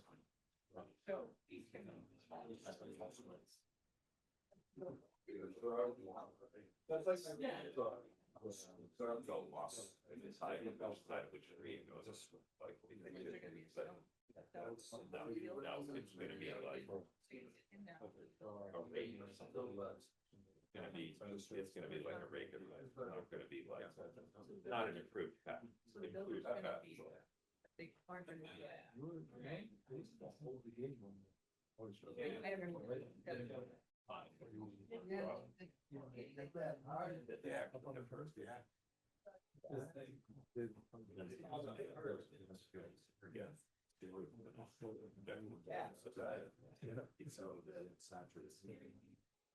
Okay, I think we're gonna get it started again. Thank you. Don't know what's going on in there. Okay, welcome back, everybody. We're gonna move on to our next hearing, which is a continuation of a special permit with site plan for a 39-unit open space residential cluster development by Sovereign Builders at Glendale Road, Florence, map ID 48, 20, 21, and 24, and 49008. Before we get started, I just want to share that I was not here at the first hearing, but I have watched the entire tape. I will admit it was at 1.5 speed, but I watched it all and I took very detailed notes. And I believe Cameron has done the same thing. Yes, I have. So we are both up to speed on the discussion that has taken place to date. So I'm going to turn things over to the applicant. Great. Good evening. My name is Philippe Cravo of Arlevec Associates, project engineer at the office. I'm here tonight with Mr. Todd Solera of Sovereign Builders, the applicant. And as Ms. White just stated, we are here on the continuation of the site plan and the special permit application for the proposed 39-unit cluster development off of Glendale Road. At the conclusion of the last planning board meeting, some of the items that were outstanding that needed to be needed additional information on, we can kind of run through those and hopefully give some more information, outstanding information to the board. So the first item was in regard to the fire flow standards that were sort of in question. Since that meeting, has been a hydraulic study done on the fire system, and we do have a letter from the fire department, as well as Mr. Shalura has stated that each unit will be sprinklered individually so that the fire flow addresses the concerns from the fire department. So we have a letter from the fire chief, he was just here, stating that his concerns, that the installation of the sprinkler systems address those concerns. Additionally, there was the item of the connectivity to the future trail system that was shown on the original plan. A plan has been updated and submitted to the planning department. And that plan shows a connection within the development in between units 10 and 11. Let me see, does the mouse show up there? Yes. So 10 and 11 are just off the corner here. That trail system, that trail would go essentially down the sewer easement. The easement was part of the original plan, and within the limit of work that was proposed as part of the original plan, the trail would follow that same alignment through where the easement is for the sanitary and connect off to the larger loop of the trail. Additionally, there has been 3 parking spots proposed off of the main entrance drive, and that would allow for parking to access the trail system for any visitors to the community to access the trail system. And that trail would run along the base of the slope here, out and around the infiltration basin, connect over to the trail that's between units 10 and 11, and then further onto the site to connect to the larger trail in the open space. Can you, just while we're talking about trails, so some of it says proposed trail, some of it says future trail by others. Can you just tell me where your proposed trail ends and where the future trail by others begins? Absolutely. Let me pull up a plan that has the sort of that shows everything. That's probably what I'm looking at. Yeah, with the red lines. Yes, with the red lines and everything. Yeah, let me just pull that up here.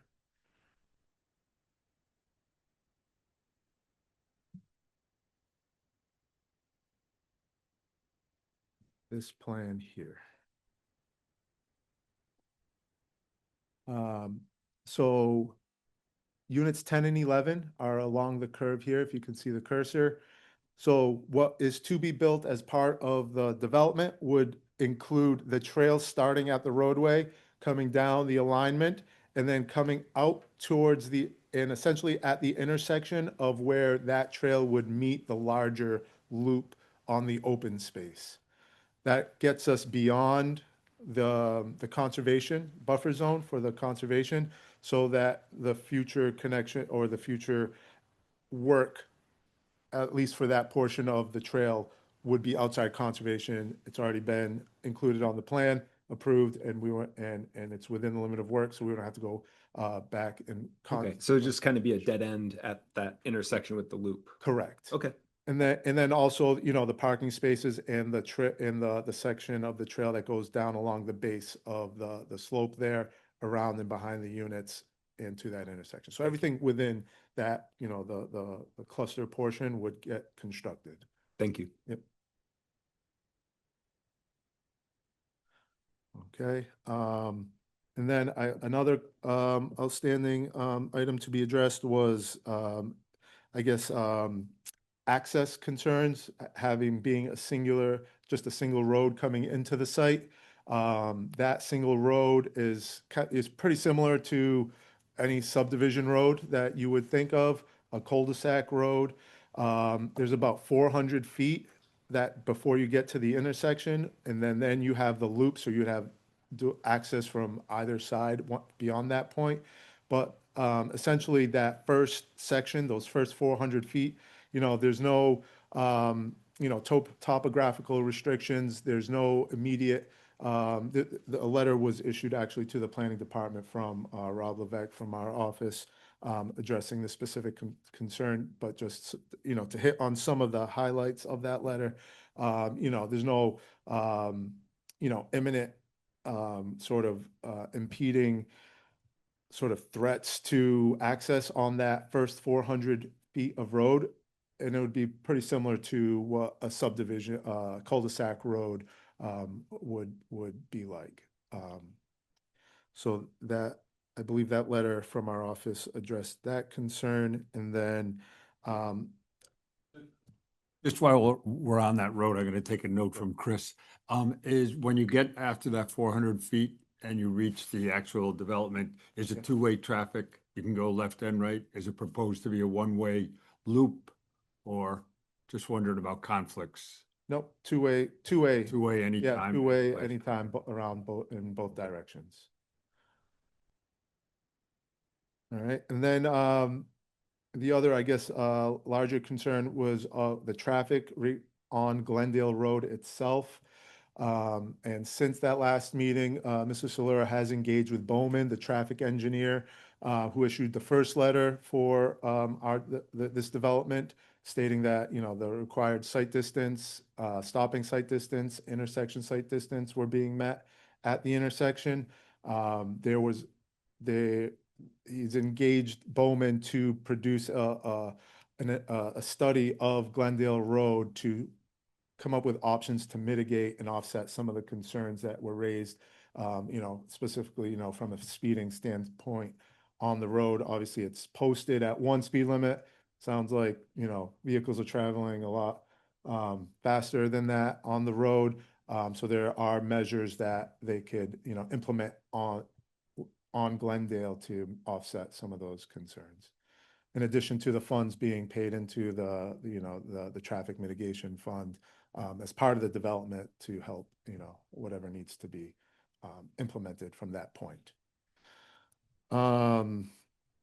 Is that traffic study just in the area of the proposed development, or you said Glendale Road and just? Yeah, I believe it's from, Todd, it was from the. To Loudville Road. Yeah, so it's from Loudville to 66, which is, I believe, the town. That's all of Glendale then? Yeah. Okay. Glendale Road, yeah. And I'm sure you said the Bowman traffic recommendations, they're still pending. We haven't seen them yet. Correct, for the Glendale Road portion, yes.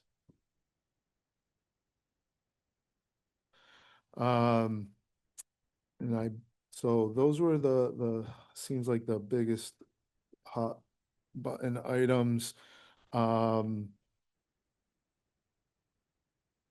If there's any other specific concerns, I can certainly try to speak to them between Mr. Solera and myself from a site design standpoint. But if there's any other questions or from the board, we're here to answer. My understanding is that you were at Conscom maybe earlier tonight, Conservation Commission. Can you just tell us what the result of that were? I think Todd. Solera Sovereign Builders. I'm the owner of Sovereign Builders. Yeah, so it was in front of Conservation Commission tonight and it was approved. So we're clear to proceed with conservation. Just a note about the traffic study. So I don't know if you've been out to Glendale Road, but they've placed the data collection devices to clarify the daily traffic, which is sort of the start of that process. But their goal is to propose a number of means and methods to slow the traffic down, bring it back down to a safe speed, which then reduces reduces, increases safety, basically. Yeah, and so they're gonna look at a number of different ideas and ways and propose those, all of which, you all can weigh in on and we can choose a path. Related to that, I'm curious if, so say the traffic study comes back and says we recommend speed bumps, that would have to go to city council, right? No? So there is a process that goes through, typically it goes through Transportation and Parking Commission, but it's a traffic calming, I mean, it's part of road maintenance. Stop So- signs have to go to. Yeah, because that's a regulatory thing that has to get approved by city council. And then just to be clear, so the study that the applicant has begun to undertake was, the scope was given by DPW.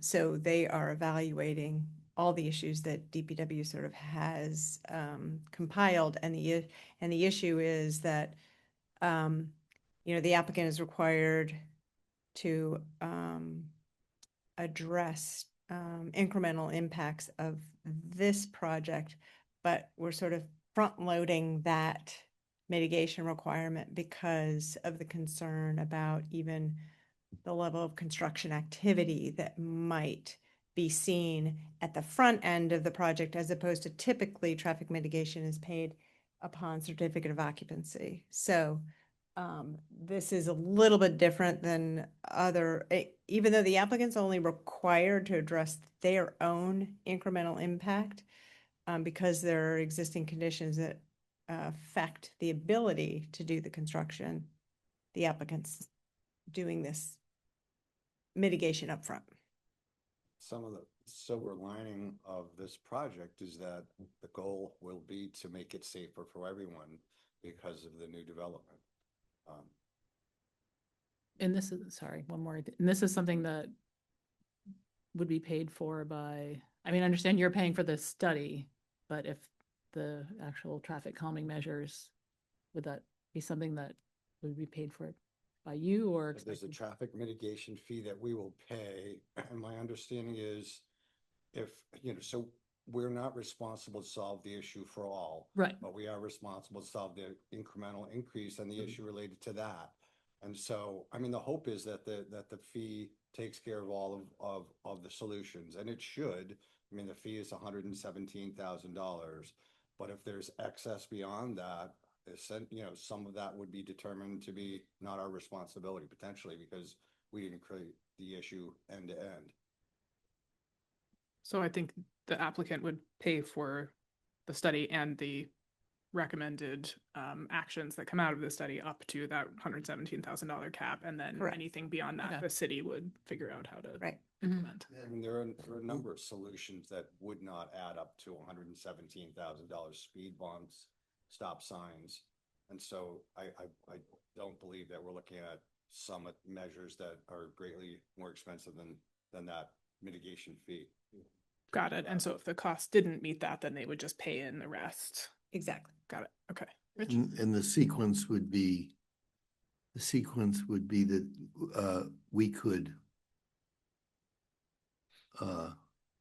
award the permit, but require the study and implementation up to the 117 or something? Is that how we would do It would be conditioned. Yeah.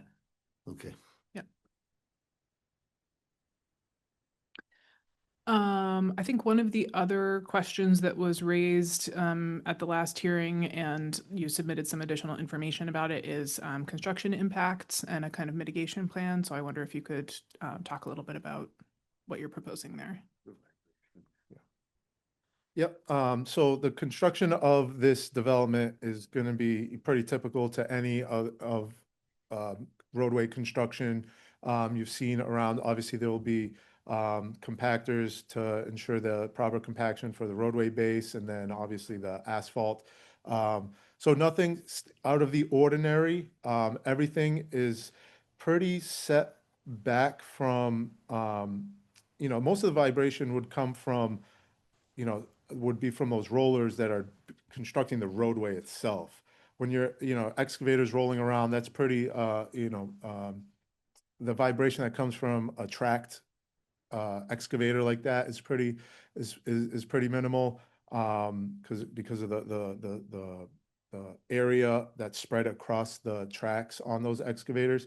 So, the biggest concern obviously would be from the roadway construction, and that would be right off the bat, obviously upfront, part of construction. So if there's any, in all standard construction practices, if there's anything that comes up during construction, obviously that can be addressed at that time, but we don't expect any construction period, vibration impacts, other than what's already, standard, as part of the industry road construction. I think it's important to note that we Could you move just a little closer to the microphone? Thank you. we've started the housing quite a ways back, like 300 or 400 feet back from Glendale Road on purpose to avoid, sort of being, I don't know what the term would be, but less intrusive to the current residents. So there is available, there's potentially new frontage for lots that could go much further and closer to Glendale Road. But we really, as in an effort to be a good neighbor, we've started the housing, and so quite a ways in from Glendale Road, which is somewhat unusual. If you look at places like Emerson Way and some other projects, they're going to use every piece of usable land for new construction, and the purpose of that is to be a good neighbor and try to, in a sense, we're hiding away the new development from Glendale Road. It's not really at all visible from Glendale Road as well. And because of the construction starting so far back from Glendale Road, noise and vibration would be less than in most cases.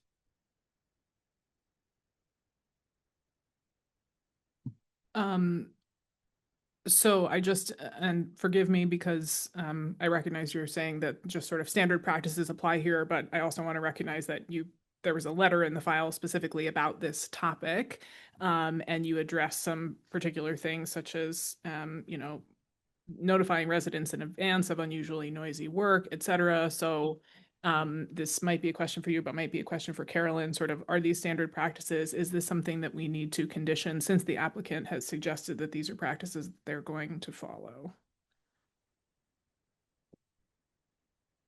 It's not typical, and this is a fairly typical project. So if you felt like that would be an appropriate mitigating approach, then I would recommend that it become a condition that, before, if the rolling of the road is, maybe the greatest impact, then notification of the neighbors might be appropriate. Like, we're going to start on this day and we anticipate it's going to take 3 weeks or whatever.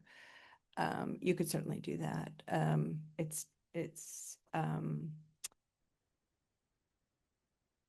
It hasn't been used a lot.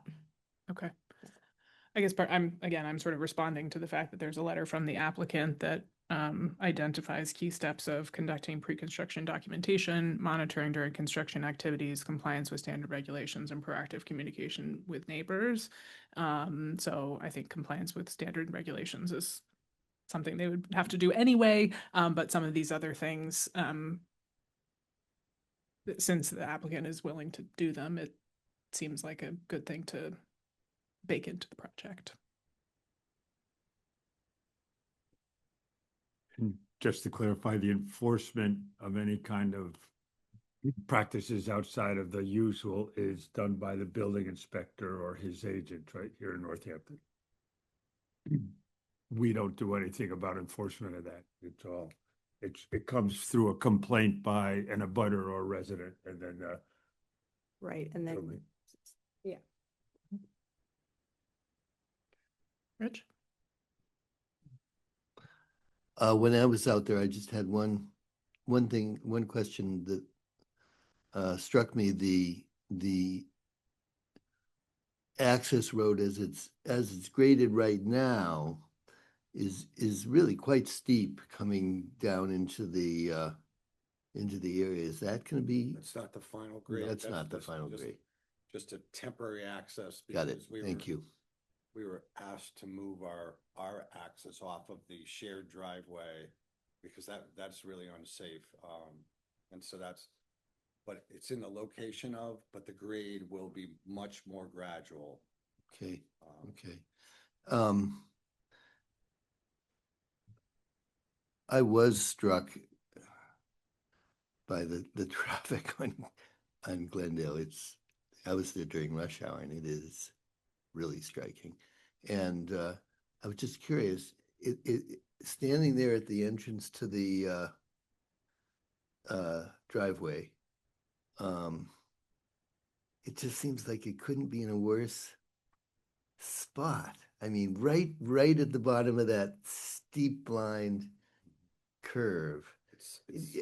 Can you remind me of other access options that you It's actually considered that before you? spot. It's the spot that gives you greatest sight distance both up and down, which is why that spot was selected. So from an engineering standpoint, I mean, hard to see it, but you know, when I'm sorry, I'm going to interrupt you for 1 second. Could you move the mic maybe just into the middle of the podium? I just want to make sure. Yeah, and that way people online can hear you as well. Thank you.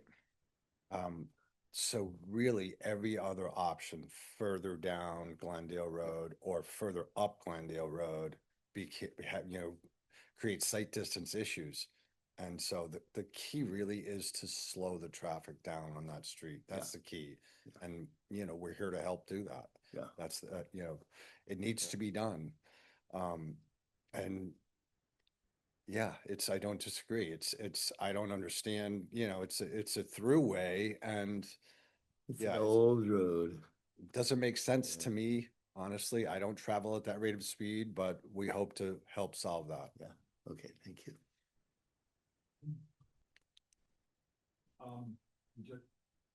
You just brought up about that shared driveway, which I think is at 343 Glendale. Yeah, and it used to be an old access road to the gravel pit. Correct. So is that under your purview? Is it a shared driveway? Are you going to close it off? So we have an easement over part of, and it might be that they have an easement over part of us, but it's a shared driveway. And we will dissolve the shared portion of that. So we would relinquish the easement that we have, and the DPW has asked that we put a barrier, like a boulder barrier, remove the gate, put a boulder barrier, take out the blacktop in the section that is beyond useful for the resident at 345. Okay. Which is, basically somewhat in from our property line, like 5 feet in or something. We put a barrier so that would never be used. Yeah, would be really difficult to use anyway because of the grade of the new roadway. You'd be coming in and you'd have to go down to it. So, but at any rate, there's as part of the new driveway permit, the DPW has asked us to put a barrier, so that's never used. Okay, thanks. One more, just back to the sprinkler system. We don't see those often here at the planning board.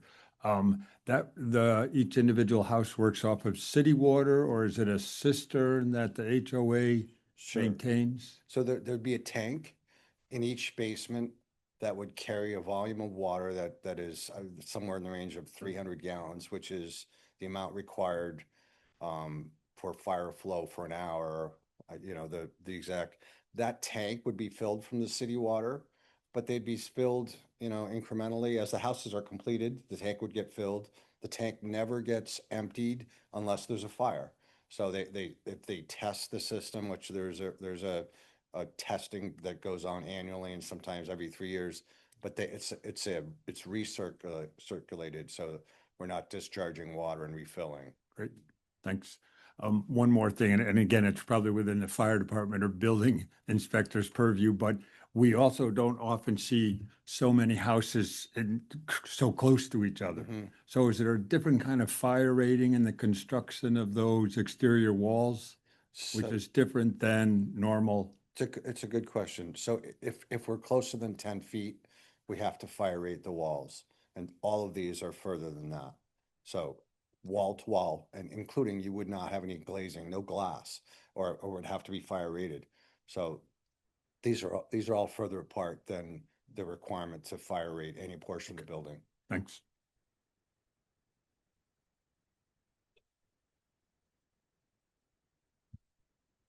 Other questions from board members?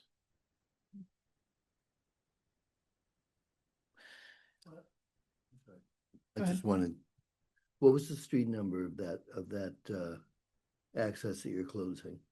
I think it's 343. I'm not, I believe it's 343 Glendale? Glendale. Okay, thank you. Sure. So I'm going to suggest before we move to public comment, Caroline, if I can, I'd like to kind of put you on the spot because I know that one of the concerns raised at the last hearing was sort of about the suitability for this kind of cluster development in this location. And I think you shared some really helpful information in the staff memo about kind of how sustainable Northampton how the plan is written, how to kind of interpret it, how it applies in this case. And in particular, I think some parts of it that might appear at face value to be contradictory, but in fact are not. So I wonder if you can sort of walk us through some of that so that, you know, we can have that as a backdrop as the conversation continues tonight. Sure. Yeah, I mean, Sustainable Northampton is, you know, the policy document for the city about land use, and then the regulations sort of follow that. So there are several goals and objectives in the plan about directing higher density growth, multifamily housing in downtown, in Florence Center, and so forth. But acknowledging that that the city should allow and enable housing across all spectrums, all income spectrums, all desired housing types and locations, and that if there are going to be housing projects that are built in more of the rural or suburban and rural areas, that those projects should be developed in a cluster format to protect open space instead of being dispersed housing on separated A&R lots, you know, throughout the more suburban and rural sections of the city. And that by doing that, you're reaching another goal of preserving the character of rural areas by keeping large swaths of undeveloped land and protecting valuable and sensitive resource areas. Objectives related to that relate to preserving quality wetlands and encouraging that sort of cluster development. And this, of course, and preserving undeveloped forested areas. And that also relates to ag soils. That's not applicable in this location, but so I think given this is, you know, in the western reach of the community, but has been existing sort of dispersed housing all right along in this portion of the city, but this cluster development represents sort of that objective to try to allow and enable housing of different types to accommodate people who have different needs or interests, while also protecting open space. And this area, the open space that the applicant's proposing to dedicate to the city, will abut the existing Mineral Hills South already permanently protected land, and also a big piece of property that we're in the process of acquiring just west of that. So basically takes you all the way to Drury Lane. So those are parts of the Sustainable Northampton plan that, you know, really sort of exemplified in this project, I would say. I will, on that note, the other piece of a cluster project in which land is being proposed to be dedicated to the city for protection, the Conservation Commission needs to weigh in on its value. And so as part of their meeting tonight, they also discussed the value of this land for protection on behalf of the city. And that was sort of part of their vote, was identifying this resource as a benefit for the city. Thank you for raising. I just had made a note about that as a question as you were talking, because I know that that was a question that was raised as well. Given the previous uses of the site and some of the existing conditions, there is this actually land that's worth conserving. Yeah. But what you're saying is that the Conservation Commission has affirmatively said yes. Yes. Okay. And a very similar situation, which I noted in my staff memo too, is years ago, the old Willard gravel pit, which expanded probably almost as far as this, it now has a subdivision on it that's, I don't know, 15, almost 20 years old, Cardinal Way. But if you go back and look at the old aerial photos, I mean, you just see this vast sand pit, and now we have this Parsons Brook Conservation Area that's, filled in, and it's a, well-loved and important resource. There's, pine barrens, there's a rookery. It's cool. Thank you. I think one other thing that I've seen in some of the comments was that we're in this rural area or the watershed protection district.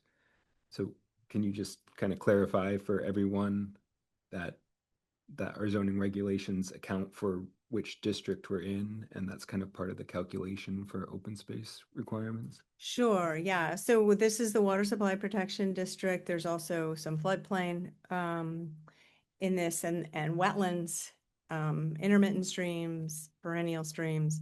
All of those are required to be accounted for in the calculation for how much area is developable, how much needs to be protected. And there's a specific calculation for water supply protection under the cluster for the density calculation, a per unit calculation, and that's 0.54. That's in the zoning specified under the cluster. And so that you can see that in the table. They've calculated that on the plan sheet, delineating each of those sort of subtracted items: the roadway, the wetlands, the floodplain, steep slopes, all of that. Rich? Carolyn's last comment reminded me of one of the submitted comments. Actually, I think yeah, the commenter submitted 3 sets of comments. And I just want, who was it? It was, here we are. It was Alex Bowman, right? And so it's too in the weeds, frankly, for me to understand what he's talking about. But nor do I feel like I want to move without addressing comments. We usually address comments before we take action, I think. So I don't know how into the weeds we want to go with the comments we've received, but nor do I want to just act like they're not there. Well, I would suggest that we need to go into the weeds enough to feel comfortable. I mean, I think the spirit of all of the public comments that we received was trying to understand, given the goals stated in Sustainable Northampton and the criteria for special permit and site plan approval, that we are able to explicitly identify how this project meets those criteria.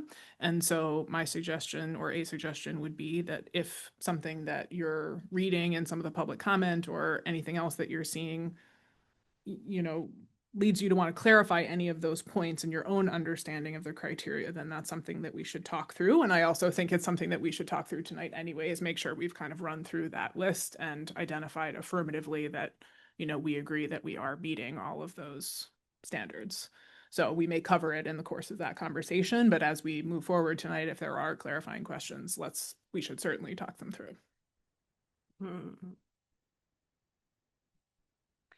I also wanted to note there's in the staff memo, and there's been some discussion also in the application about there's a sort of an area within the area that will be dedicated to the city as open space, where there are old piles created from the gravel and sand operations that the applicant will be removing. So it will be giving, there'll be sort of a phased approach to the open space dedication, because Of course, from the city's perspective, we don't want those piles. The applicant can reuse them and not let them go to waste. So I think that's beneficial on both parts, but just to highlight that there are those leftover piles that will be removed before it comes to the city.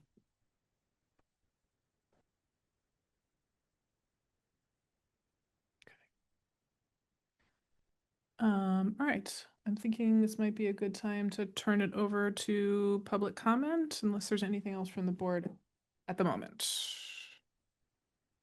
Okay. Not seeing anything. So as with our last hearing, if you were here, so what we're going to do is take comments here in council chambers and then on Zoom. When you approach the mic, please give your name and address. We're going to ask you to keep comments to 3 minutes and also to focus on new information. We've all, heard live or reviewed online comments that were made last time and written comments that have been submitted. So you don't need to repeat anything that's already been said, either previously or that's, stated here tonight. Please address your comments to us on the board. We will sort of compile them and discuss them and turn them back to the applicant as needed. Okay, so with that, is there anybody here in chambers who would like to give comment? I saw your hand first. It's not a popularity contest. Just make sure that. Would you prefer to go later or? No, I need to go home is what Okay, I I see. need Okay. to go. Okay. So my name is Linda Gothier and I live at 282 Glendale Road, unfortunately. And I say this unfortunately because both me and my neighbor at 285, we don't live here by choice. We live here pretty much for poverty. We've lived through the dump and the horrific smells and toxic gases. I was not fortunate enough to be bought out. I didn't have a lawyer. And word finding, sorry. And so I'm there, not because of that. I'm also have to say that myself and many of the neighbors I talk to aren't necessarily opposed to this development. I mean, we've lived there forever. It's a big open gravel pit. Sure, why not put some houses in it? But we have massive concerns, and I know you said don't repeat things and don't talk about things, but I didn't hear you bringing up the things that we tried to raise at the last meeting, and that is the safety. And I know the builder said he's doing this study and that he's going to fix it. And I'm going to tell you that the things that he's suggesting are not going to fix it.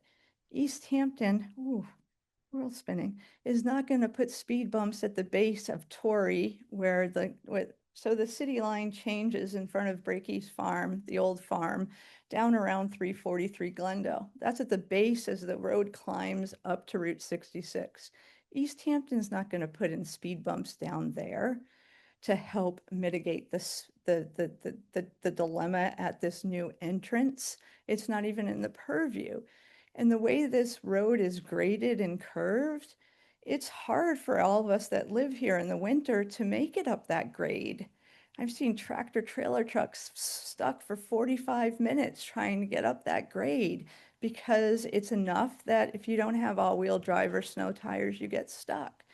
So that's not going to work. And then if you put this three-way stop that you discussed, the residents and people just trying to get home aren't going to make it because you need a running start to get up this hill. When we talk about descending that hill, and I don't know, my house is low. So what Park Hill Road is, see that little angled thing? It's not on their map, but that's 282 Glendale. And that's where my driveway comes out.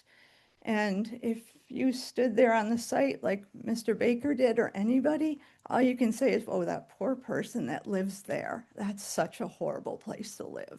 That's my home. And I can tell you that in the winter, that it's so hard to brake and turn into there that I stop at the up flat portion of the road and I wait to make sure there's no cars on the street so that I can maybe hit the top of the hill at about 17 miles an hour so that I can grab the wheel and turn and then get up my driveway. And up top would probably be the place that speed bumps can slow down. But once again, a person can't safely brake on that curve in the winter. So that would result in massive rear end collisions if people tried to stop at Park Hill Road, where you've recently talked about a three-way stop sign. It's not feasible. It's not within the scope of things that the builder could do. And I know I'm past my time, but I'm the only person from Glendale Road that's standing here tonight to talk about this, because everybody else has given up hope because it's already a done deal. The builder already built the road. The other thing I want to talk about is what the builder could do that could actually help all of us that live there, have to walk there, that have to bike there, and have to exist there, not by choice. I'm going to ask you to wrap it up fairly quickly. I will, but please. I'm going to do this, and I want it addressed because I'm the only one here. And I thank you. So the things that the builder could do is they could actually clear 25 feet in both directions looking up and down the road. If you look at Google Earth, it's 100% forest. And he could clear that down and make sure that the subdivision of land concepts of not having anything that exceeds 12 inches was enforced and demanded by this board. You could also make sure that it was cleared back 10 feet, and that would allow a person to see in both directions up and down the road. The builder has massive equipment that's going to be on site that this could clearly be done. It also could mandate that the necessary 5-foot sidewalk is on site, which would also help eliminate sight lines. I have nobody here to back me up that is an expert. But I tried to get the police department to talk about the dangers. They're not allowed to come here. The fire department is, but the police department is not. You can demand that the builder make this safe, and I don't even think the builder would dispute the fact that they could make it safe by tearing down those trees and enforcing nothing above 12 inches. That's what I ask you.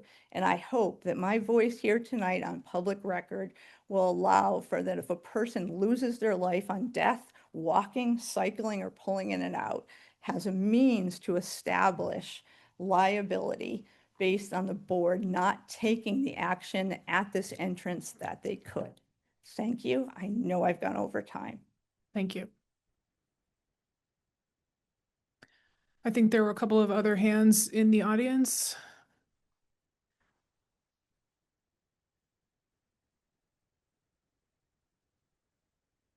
Hello, good evening, everyone. My name is Wendy Chickwin. I'm at 285 Glendale Road, and my house is the closest to where this development's being put in. I had two requirements that I hope are included in the process, is because I'd like a fence to be put up the whole length of my yard where it's directly adjacent to the Gravel Banks Road, the main access road, 6 feet high with one gate. And it's not like asking a really lot. It's, probably 1/8 of a mile. Because I'm not a sissy. I've been there 40 years. I've seen the gravel banks be truck traffic all day long. I've seen plants brought in. What I mean by that is crushers. And so, I'm very used to the trucks and the noise and the truck, but this is going to be way more than that. Construction equipment, it's more. Anyway, and also addressing the vibration. Again, I'm familiar with it. I've had bottles bounce off my windows, little decorative things bounce off the windows from trucks going by, all that. And so I don't know if this is in the record yet, but I'll just read it again. I'm requesting pre-construction structural and vibration baseline, completion of a pre-construction baseline survey of abutting structures, that would be me, including photographic documentation and baseline vibration readings prepared by a Massachusetts licensed professional engineer to document existing conditions prior to construction. Also, there should be vibration monitoring and stop work thresholds, continuous vibration monitoring during earthworks and excavation with clearly defined peak particle velocity (PPV) limits, and an immediate stop work requirement if established thresholds are exceeded. I know because they said they're going to be blasting and, all sort of that nonsense. So I'm looking for some protection from this massive development that's going in directly next to my house. Thank you. Thank you.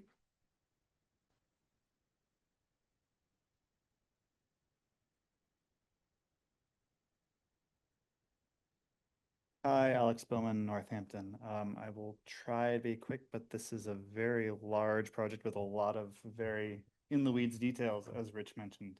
So I will try to skim over the things that have been briefly mentioned. So the density calculation includes a significant strip of special conservation zone, which the ordinance says should be excluded from the density calculation, from the density section.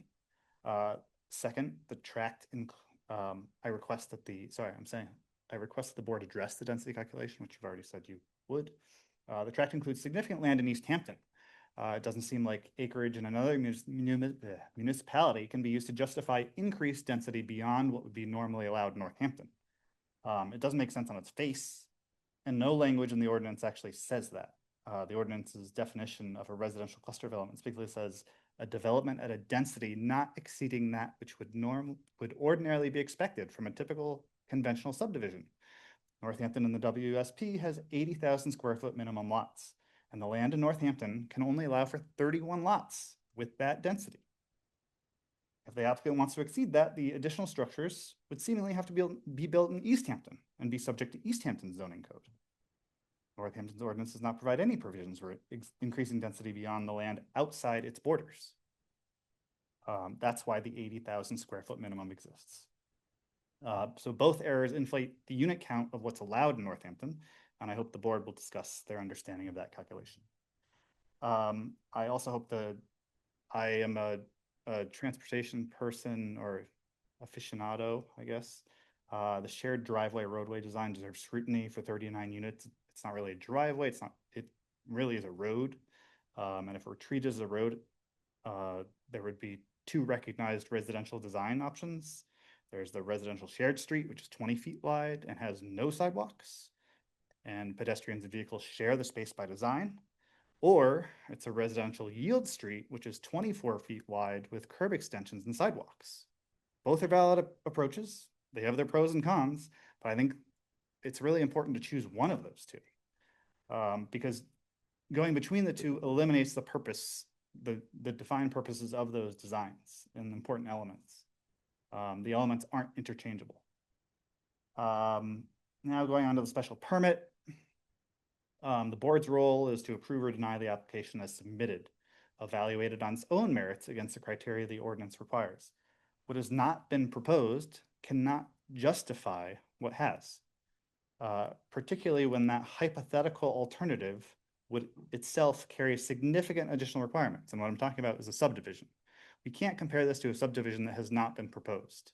It doesn't make any sense. We can't say, oh, well, this is better than some unknown subdivision, so we should accept this. We need to accept it on its merits. Cluster developments are a worthy goal, but they cannot be approved when they undermine the harmonious relationship. The special permit requirement has the requested use will promote a harmonious relationship of structures and open spaces to the natural landscape, existing buildings, and other community assets in the area. We can all agree that cluster developments are a worthy goal, but they cannot be approved when they undermine the harmonious relationship with the natural landscape and surrounding area the cluster development is supposed to promote. The purpose of the cluster development is to preserve land and rural character, yet this one is self-defeating the goal by partially erasing that character it's meant to protect.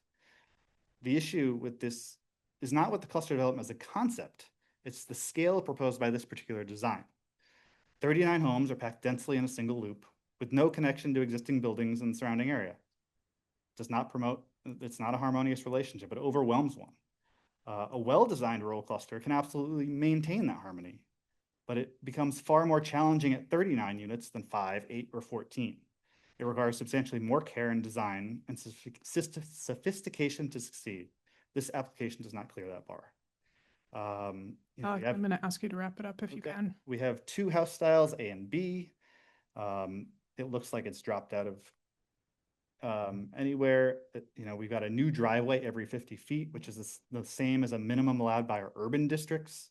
It's not rural. Repetition, pure repetition. The extra dimensional flexibility allowed when building a cluster development should be used to ensure it can still be harmonious, not to build as many buildings as possible with as little infrastructure as possible. I could go on, I could address the objectives of the city planning, which is up to the understanding of the board. But I also want to say, finally, cluster development in a rural setting privatizes the gains while socializing the costs. The developer benefits from reduced infrastructure obligations, less road, less pipe, less wire, while the community still absorbs the full weight of the burdens that come with adding density to a remote location. Our emergency services must still reach it. School buses must still run to it. Roads must still bear the traffic it generates. We need more parking spots for their cars. The savings go to one party. The costs are spread across everyone else. And what does the public receive in return? Open space, the majority of which people will still have to drive to. That is a marginal community benefit. It's a subsidy in disguise, dressed up in the language of smart growth. And to me, that imbalance between who benefits and who bears the cost is precisely what the Sustainable Northampton Comprehensive Plan is trying to address in terms of locating housing within walking distances, matching the pace of housing development growth and capacity of public infrastructure, creating Northampton neighborhoods that provide pedestrian scales, connection to goods and services, and connections to multiple modes of travel, reducing the use of Thank you, Alex. We've read the plan, so we're familiar with that. Do you have any closing points? No. Finally, I will say, when we approve development that privatizes the gains and socializes the costs, we're moving in the opposite direction of every goal the plan is written to achieve. Thank you. There are other folks here in chambers. Chris Stratton, Redford Drive. I'm also the Ward 6 City Councilor, so both the abutters of this project and the future residents will be my constituents. You know, I've been following this for a little over a year now, actually, the whole evolution of things, and I think there's been some real progress here. I would particularly like to thank the applicant for adding the trail between units 10 and 11. I think that was a very logical place where people were going to be going anyway, and I'm really pleased to see that official. In terms of the trail connectivity, once one is across the sort of sometimes stream crossing that's in the official plan, then you're on the gravel road that goes west and connects to the undug up woodlands once you go up the hill, sort of just at the edge of the East Hampton line. So once you get to that stream crossing from the parking lot and the southern trail, or from the new trail between 10 and 11, you're into the conservation area on existing routes.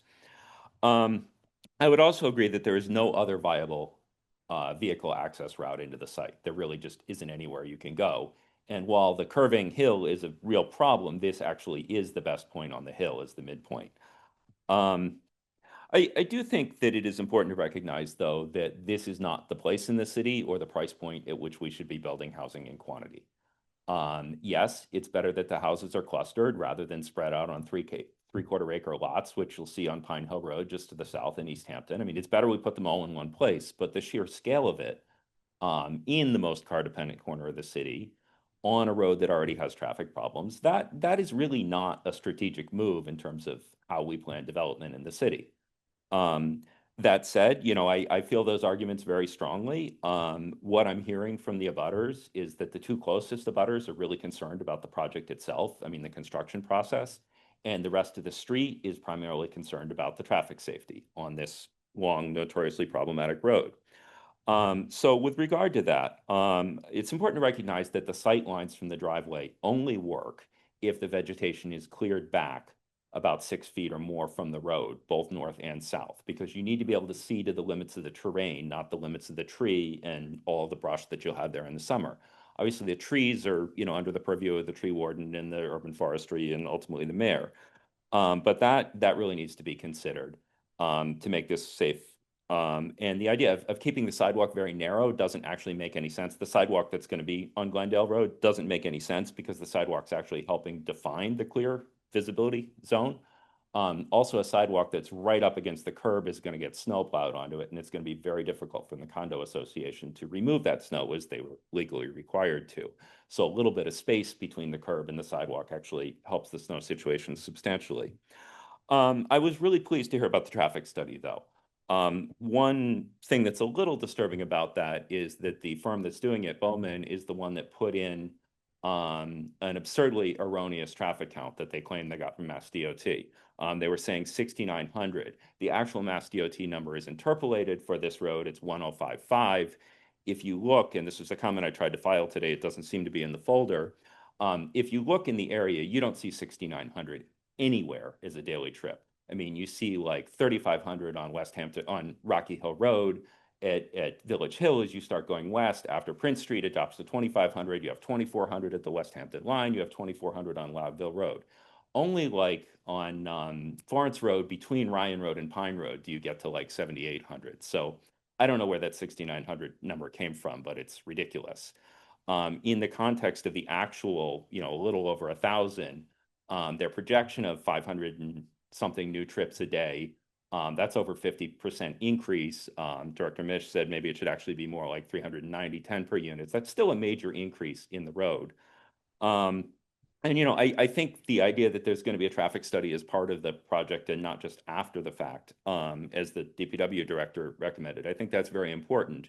I would also share the concern that I'm not sure that like putting a stop sign halfway down a hill is going to work. I mean, when I've gone out there after snow to sort of check on the ward, I kind of put the car in low gear at the top of the hill and I just roll down the hill at a steady speed. I'm going to ask you to wrap it up when you can. Yes, I think the overriding neighborhood concern is really the traffic on Glendale Road. Thank you. Thank you. Anybody else here in chambers want to give comment here? Okay. All right, we're going to turn it over to Zoom now. It looks like there are a couple of people who've raised their hands already. If anybody else on Zoom wants to give comment, please use the raise hand feature or turn your camera on and wave your limbs about and we will recognize you. I think I saw Seth Harwood first.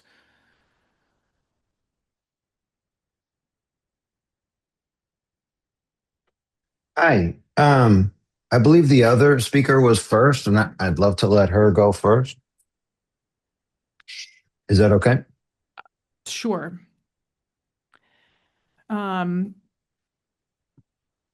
Please excuse the way I'm about to say your name, Kay Norchuk.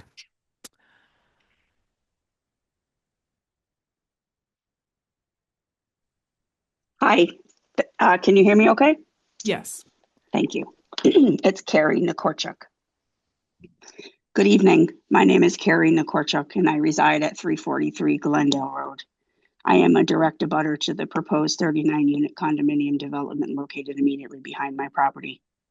I respectfully requested 3 times that this hearing tonight be continued after my public records requests after my public records requests have yet to be produced, and I have not had a reasonable opportunity to review them. I have been forced to file appeals with Boston in order to get records produced by the city. I do not have the records that I need yet in order to make an educated comment here tonight. I will do my best, however. I was told on 3 separate occasions that the meeting would not be continued or postponed for myself. Without being given reason, by the way. After the fact that this had already been postponed 3 times by others, including the builder himself. After hearing that especially after hearing that the traffic study is still not done, that being a main concern of this project, it leaves me baffled as to why it was heard tonight in the first place. While I understand the city's interest in preserving open space and wetlands, those goals should not come at the expense of a fair, complete, and transparent review process, or at the expense of rights of directly impacted abutters. This project will have direct and significant impacts on my property and daily life. I have saved my entire life for this house and to put in a pool that I put in last year. I should not have to worry and have to keep the builder at bay to do what he's supposed to do. That should not be my job. I live in this city and this city is to protect its residents, and it is not doing that, in my opinion. In addition, also, Mr. Solera has cut the curb at his property for the driveway. My understanding is that a driveway permit was given in September of 2025, which expired in October of 2025. To my knowledge, and again, relating to the public records request that I still have not received, I have not found a permit that allows him to physically cut the curb, which he has cut the curb. He has not tried to access his property by going over the curb. He cut the curb, and that is a specific violation of city's zoning laws or city laws. I have yet to find anyone to help me get any sort of party or the building department or anyone to go enforce that, or to at least tell me why I'm wrong and why he hasn't violated this. The stormwater basin proposed is approximately 500 feet from my front door. These elements, combined with the overall scale of the development, will substantially alter the character of my immediate surroundings. I work from home, and both construction and ongoing activity raise serious concerns about noise, vibration, lighting, and increased activity. These impacts have not been adequately addressed and directly affect my quality of life and property value. I heard tonight about Director Mish's staff memo that I don't think anybody was made privy to. Or if it is online, I don't know where and I haven't seen it. But it seems as though the staff memo directly talks about a lot of the issues that were raised, which the public has not been privy to. I find that really distressing. At my expense, I retained a structural engineer who identified the need for specific conditions to mitigate construction related to vibration in order to prevent damage to my home's foundation, as well as my pool and newly installed concrete deck. These expert concerns has not been substantially addressed. There are also unresolved public safety concerns on Glendale Road. The builder is trying to focus only on speed. That is Carrie, I'm not gonna the ask main you to issue. wrap it up soon, please. I'm going to Thank you. finish my comment. Thank you. This meeting should not have even happened tonight. Let's be clear. Sovereign Builders doesn't care about this road or anyone that lives on it. The fact that Mr. Solera even said out loud tonight that he wants to be a good neighbor is disgusting. He has not maintained any part of the easement that he owns. He has ruined my children's basketball hoop and refuses to communicate with me. Carrie, I would ask that if you have anything more to say, you focus on the details of the project and not on personal attacks on the applicant. So I'm going to ask you to wrap up your content. Your comment will allow you to unmute for. Ma'am, I'm only responding to something else that was said, that you did not interrupt him when he made the comment. So I think it's appropriate that I be able to comment about that, but thank you. I will continue my comment. Additionally, I have serious concerns regarding permitting and compliance. Again, nothing has been done when there's no permit to cut that curb. Equally concerning is the lack of transparency in this process. I have submitted public records requests. They have gone unanswered. Without access to these materials, Do you have anything else new to bring to the table? Let me finish my comment. Thank you. Without access to these materials, I am unable to fully evaluate or respond to this proposal. Proceeding under these circumstances, Carrie, I'm going to give you 30 more seconds and then we're going to mute you. So I'm going to ask you to, if there's anything new you'd like to address, if you would just stop we're going to go ahead interrupting me, I and do could have so. been done already. Finally, I am concerned about accountability. Based on my experiences to date, I do not have confidence that future concerns or violations relating to this project will be addressed in a timely or responsive manner, or at all for that matter. How can you be a good neighbor and work without permits or outside your authority? A proactive communication with neighbors, which is another comment he made. He refuses to speak to any of us. For these reasons, I respectfully request that this hearing be continued until the requested records are produced and the Okay, Seth, we're going to move on to you.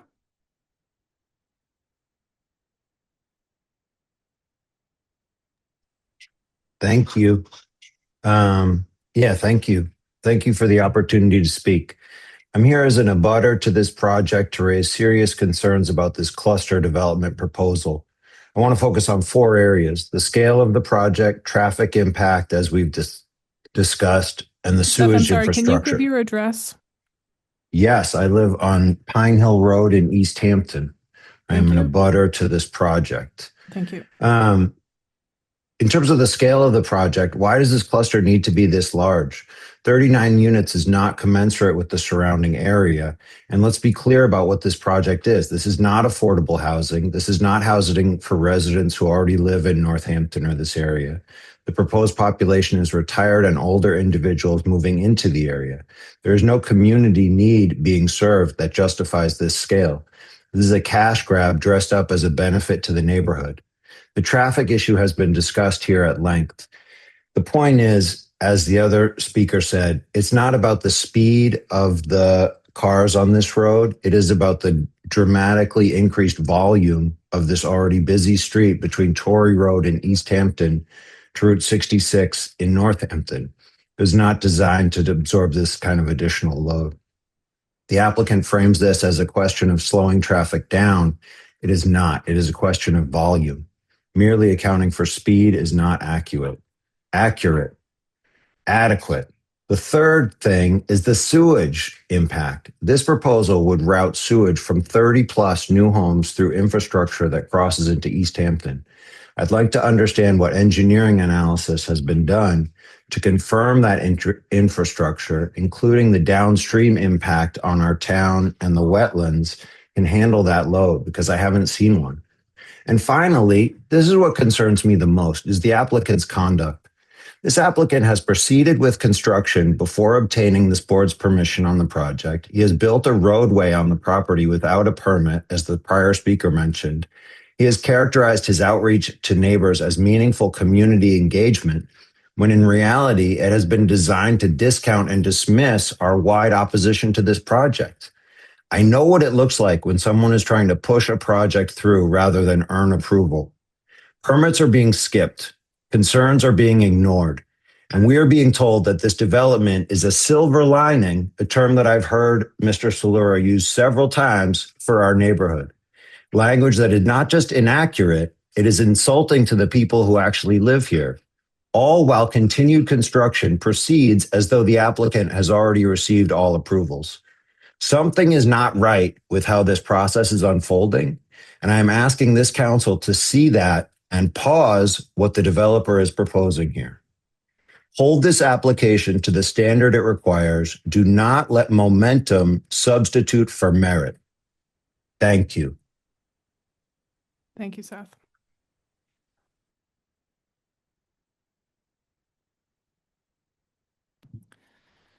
Is there anybody else online who would like to give public comment?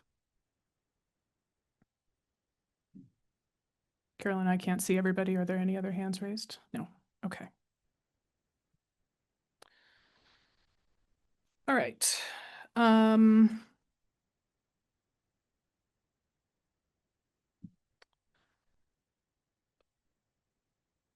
We've heard a variety of concerns. I guess I'm going to start at the top here.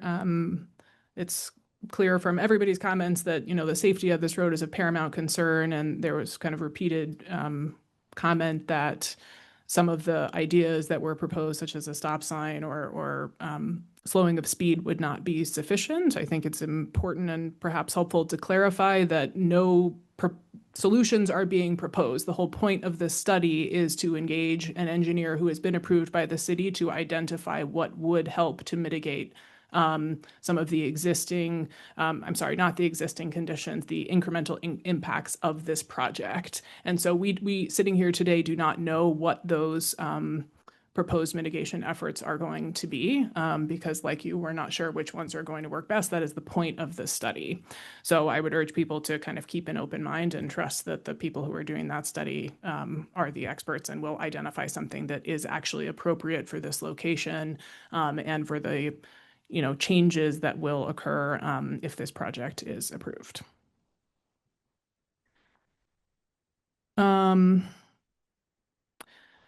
There were concerns raised about the access road into the site. Carolyn, can you just address that? Your mic. Thank you. So, you mean the location of the access in this? I think the vicinity? sort of creation of the the access road. So there was, when a property owner owns land along a road, they're entitled to have access to the road if they go to the DPW and they can get that. So it's for access to access the property and not to build the project, but to remove material, do whatever the property owner may wish to do on the property. So that is different from building. The property owner's not building, but received a new access point so that it would be across his frontage onto Glendale, not through a shared access. Thank you. Is there any type of permit necessary for that? Or it was just approved? You get an access permit from DPW. Okay, and that was, And, you did receive one of those? and does that allow you to cut the curb? Yeah, I mean, technically it's a curb cut permit to get access to your property. Yeah, Yeah. thank you. Mhm.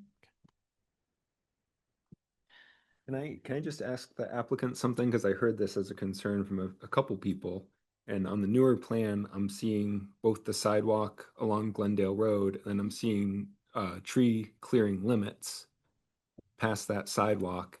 You don't have distances noted on the plans, but what's the intent with, the frontage on Glendale Road, and what are you doing with the existing vegetation along Glendale? So, I'm totally on board with making the site distances along our access to Glendale better. And so, I did submit to the tree warden trees that we want to cut, but that application is on hold pending this decision. And so, but the goal is to remove some of those trees. A lot of them are not in great shape. They're not large trees, they're not high value trees, but they're city street trees. And so we need to deal with it in that process. And Rich Parcelletti wanted to wait and not have a formal street tree hearing until we concluded here and had some the quantity of trees to be removed was determined. So Carolyn, can we make any kind of conditions for tree clearing or site distances, or it's really out of our hands? Street tree process. There may be some vegetation on the property owner's side that could be cleared and is separate from the public right-of-way process. So you couldn't make any conditions about the public right-of-way tree removal, but it sounded to me more like the comment was a push into the property for I vegetation. mean, this new plan, which I think is dated today, shows a pretty substantial tree clearing along the frontage, but it isn't, there's no I can't think of the word. There's no dimension to what that tree clearing is, so it's just a guess, or I could scale it, I suppose. But I have heard members of the public asking for a wider sidewalk there, which I think if it's along Glendale Road, it would have to be 5 feet anyway. Yeah, and I had just suggested previously if there would potentially be an impact of trees, the board could consider narrower, but that doesn't mean that you would want to or need to. But that would again be part of the street tree process, because if the warden won't let us cut the tree, then you can't even put the sidewalk there. Well, no, that's a little bit different. So it might require returning, but the planning board, I mean, there's a requirement that sidewalks be located along the frontage. In this case, it probably makes sense in the right of way because it's at the curb. And that often is the case where the board requires, because it's in the zoning, sidewalks along the frontage. So I don't see that as an issue. If there is a conflict with tree clearing and it goes through the process and for some reason it gets denied, then the applicant comes back to the board and says, hey, I can't do my sidewalk here. And maybe there's an alternative, something for pedestrian access to that intersection. Seems like it would be odd that it would be denied because everybody, including the abutters, are in favor of it, and those are the ones that weigh in that public shade tree hearing. I Right. think we'd have good success. it certainly seems like your intent from this newest plan is to clear the trees for sight distance. Definitely. Okay, thank you. While you're here, I'm making my way through my list here. One of the questions raised had to do with possible addition of a fence along an abutting property. Is that something that you've discussed or considered at all? I haven't, that's the first I've heard of the fence. I would really, what I had in mind, quite honestly, but didn't mention to anyone, is to put an arborvitae or some sort of a visual buffer along there. I don't know if that would suffice, but,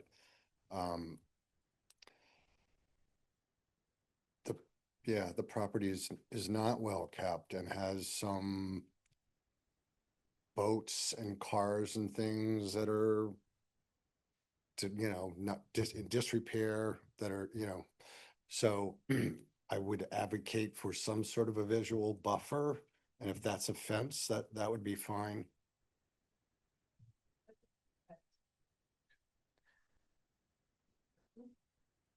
All right, so you shared I think you said you hadn't stated that to anybody, so I'm assuming like those arborvitae are not included on your planting plan, but They're not, okay.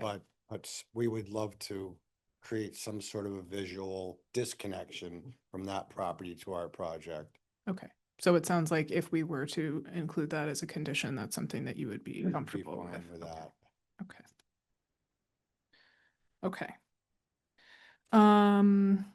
All right, I'm just moving down my list here. Carolyn, there was a question raised about a couple of different factors that may have inflated the unit count. One having to do with a strip of special conservation land, and the other having to do with a portion of the parcel that's in East Hampton. Can you just clarify that? Sure.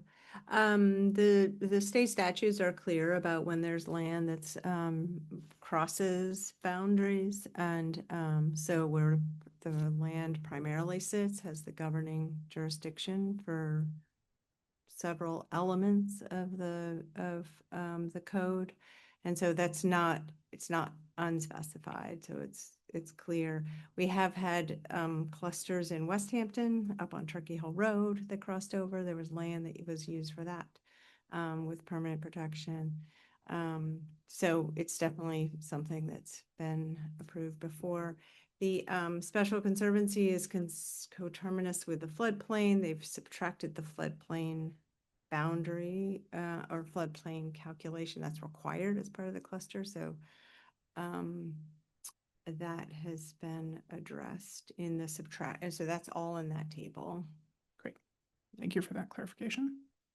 George, Just while we're, would you turn your mic on? Thank you. while we're on East Hampton for a minute, there was a letter submitted to the records regarding the arrangement with the East Hampton DPW and the Sewer Commission, and that they vetted the whole kind of transmission of sewage over to their city at a cost, of course, to the HOA or to the city of Northampton, but that has really been kind of already been processed. So.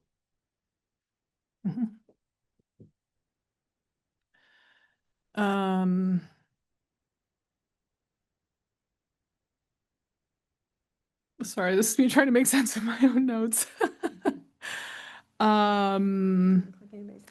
Let's see. Let me skip down to a couple of other items that I think had to do with process. One had to do with the staff memo. Those are publicly available in the planning board filing cabinet. Is that the right term to use for it? Yeah, it's in the public file cabinet. Staff reports for all the different boards are in the Laserfish files. Yeah. Okay, great. And there was also a concern about public records requests and continuations. Continuations are intended to allow the board to gather enough information to make a hearing, to make a decision, rather. And so sometimes the applicant will request a continuation because they need more time to produce the information that we need to make a decision. So those are really the only things that can instigate a continuation is anything that requires the board to gather the information that it needs to make a decision. So it is not something that is generated by the public. It is driven by the board's need to meet the requirements for its decision-making criteria. There were a couple of comments about a pre-construction assessment of the existing abutters homes, which I don't think we've ever kind of conditioned before. I mean, certainly if they want to assure their insurance company or something, that's something that they could take upon themselves to photograph their basement or photograph their homes, their glassing, whatever. I think that's where we've landed before. We've never asked the developer to provide that kind of pre-construction baseline of somebody's house. Does that make sense? This did come up earlier in conversation with the applicant, so they did provide a letter about construction impacts, and I think there are a few things that they're proposing that they can do, and I believe are comfortable if we include that as part of our conditions. I'm not sure it addresses the particular concerns of that specific abutter, but I think it's a nice gesture on the part of the applicant because, as has been stated, this is pretty typical construction impacts for a project of this size. So for them to be, offering to do anything additional is helpful. And obviously residents are welcome to pursue other protections for their own property as they see fit.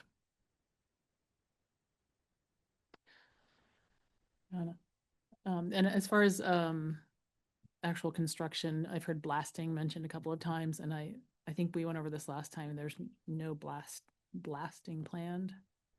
So I'm not going to say there's none, but I don't know that there is any. So at this point, I can't definitively say there will never be, because the next step upon approval will be to do geotech boring tests in the various areas of piping and basements and so on. And so it's a 25-acre parcel. I would assume that we're not going to encounter rock, being that it's an old gravel pit. I think the odds are against that, but I don't have a definitive answer as to, we would definitely not encounter rock anywhere or ledge.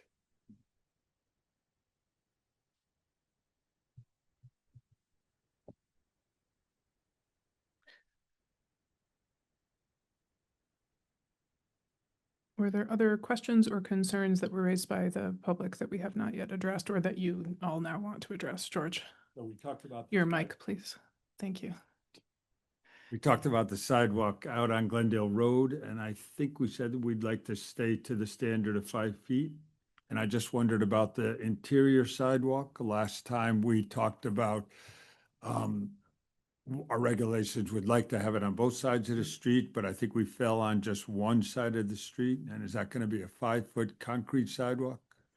I believe it was a bituminous sidewalk based on the plans that were submitted, the latest revision. On one side, on the interior loop. So the access from Glendale around the interior loop.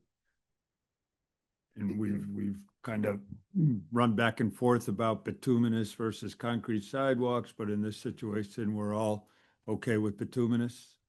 Well, along the frontage of Glendale, would that have to be a 5-foot concrete as a town sidewalk? Within the right of way, yes. But within the development itself would be right. Different material. But that's what I want to. So I think that DPW would have to approve the materials. It's been typical that outside of, and sort of the standards about the complete streets ordinance says, in town and within a mile of downtown, and that there should be cement, concrete, but bituminous can be installed elsewhere. But I think and the reason why I'm saying this is I don't know in terms of maintenance long-term, putting cement up against an existing bituminous, I don't know if there's an issue there. So right. So if you don't have granite curb, you might not want to put right concrete. Right. Yeah. So, I think I don't want to be the one that says, you know, that it has to be one material or the other if there's a conflict with the existing condition. So how do we as a board? address- Unless you were to do, well, you could say 5-foot sidewalk of a material approved by DPW. Or, you know, if you really felt strongly that it needed to be one or the other, you could have a separation, you know, a grass strip, but then that becomes hard to maintain, so. Right. So- So I can't see the details of the plan, unfortunately, but there must be a tree belt planned and tree planting along the street. And that's on what side of the sidewalk, on the inner loop? Yeah, so if you look at the color graphic that's on there, all, you know, it sort of depicts the landscaping that's proposed along the inside and the exterior of, and in front of each unit. So each unit will have its own sort of landscaping immediately adjacent to the unit. And then there's also the common landscaping that's sort of a tree, you know, a tree rim around the proposed on both the interior and the exterior of the. And where the sidewalk is it between the sidewalk and the road? The It would tree be, planting? it'd be behind, it would be behind the sidewalk on the unit side. You can see it up there. No, I can't see it. And I don't have a laptop. We had a comment about the kinds of trees that are being planted there, and you're aware of that? That was on the plan?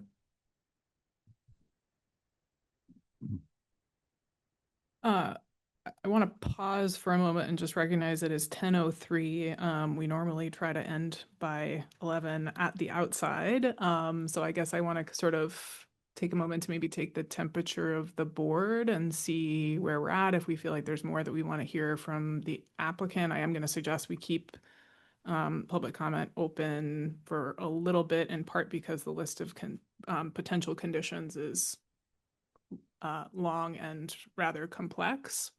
So I think one of my questions is, do we feel like we want to keep going and try to sort of come to a decision tonight, or not?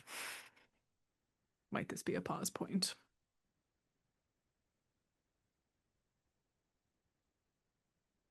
I don't feel like I need any more information. Yeah. Okay. I agree. Okay. All right, so let's see if we can start to kind of make our way through it. I'm hearing that there's some interest in closing public comment. My concern, I mean, if somebody wants to make a motion, we can vote on it, absolutely. But my concern is, just given the extent of the conditions, that it might be useful to be able to talk to the applicant as we're going through that list. Okay. We can go through the list. Yeah. Yeah. Yeah. And obviously, if questions come up as we go. Actually, before we do that, Carolyn, I think, and we talked about this at the beginning tonight, but one of the things that might be helpful is to kind of explicitly look at the special permit criteria that apply in this circumstance, and kind of make sure that we're positively identifying how this project meets those requirements. I think it probably makes sense to do that before we get into the details of conditions.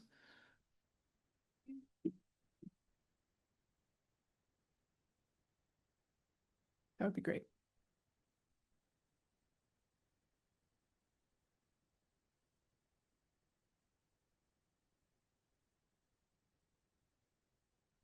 Okay. I'm gonna need to, let's see if I can. I'll just.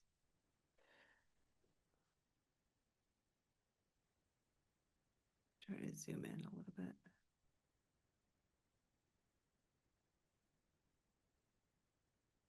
Okay. So the special permit criteria is approval criteria, section 10.1, special permits, C. So it's C and D. So it's C 1 through 7 and then D. And so I don't know if you want me to read that or how you want to do that. I think it would be helpful to read. I suspect at least George maybe can't read it from where he's sitting. Sorry to call you out like that, but He hasn't bought me a laptop. Okay. So the board, whenever it makes this decision, there's the site plan side and the special permit. And then in this case, because, and we'll get down to that section, there's general special permit criteria. And then there's specific special permit criteria related to the cluster. And then, of course, there's the site plan criteria that much of which mirrors this, but is really more about the technical access and layout and so forth. So the planning board, has broad standards for approving special permit, that the use projects adjoining premises against detrimental uses. If applicable, shall include provision for surface water drainage, sound and site buffers, preservation of views, light and air. The requested use will promote the convenience and safety of vehicular and pedestrian movement within the site and on adjacent streets, minimize traffic impacts on streets and roads in the area. If applicable, shall include considering the location of the driveway openings in relation to traffic and adjacent streets, access by emergency vehicles, the arrangement of parking, loading spaces, and provisions for persons with disabilities. The request. Can we pause there just for a second? I'm wondering, it might be easier to sort of go through these a couple at a time rather than trying to go through the whole total. So maybe we can start by number one. Can you give us some examples of what seriously detrimental uses would look like?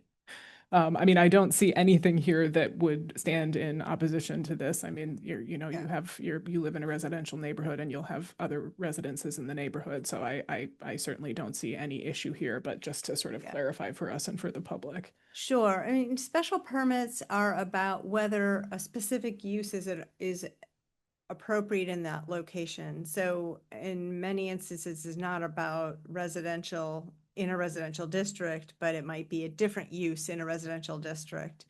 Or once upon a time before we got our senses, hotels were special permitted downtown. And so it's, the board was asked to determine whether a hotel would be an appropriate thing in a context of downtown. Similarly, yes, is a residential cluster an appropriate? So the special permit is for a residential cluster, and that's why you're here. So is a residential cluster appropriate in this residential district? Okay, great, thank you. And please, other people jump in as you have comments here, but I think number two is obviously something that we've been talking a lot about in the hearing, and I think it's also important to recognize that, minimize traffic impacts does not mean that no new houses can be built, no new traffic can be generated. I think it has to do with what's appropriate for that location, which is determined by standards that are set in the zoning, and then how do you make that mitigate the effects of that incremental impact and make it as safe as possible. And that's something that we're all here trying to figure out how to do via the traffic study and the location of the driveway and other things that we've been discussing. Does anybody else have comments about these first two or questions about how this project fulfills those requirements before we move through? No. Okay. So 3, the requested use will promote a harmonious relationship of structures and open spaces to the natural landscape, existing buildings, and other community assets in the area. They exist, obviously. And number 4, the requested use will not overload and will mitigate adverse impacts on the city's resources, including the effect on the city's water supply and distribution system, sanitary storm, sewage collection and treatment systems, fire protection, streets, and schools. Okay. And this is a driveway, so it isn't a public road that the city would maintain. Correct. There's a sewer agreement with East Hampton, so we're not receiving the sewage. We've heard that DPW has reviewed the fire protection plan, and with all the buildings being sprinklered, there won't be any adverse effects on the water system. So they're meeting the standards, the required in the zoning for that. Yes. And there's been a stormwater permit that's been issued separately.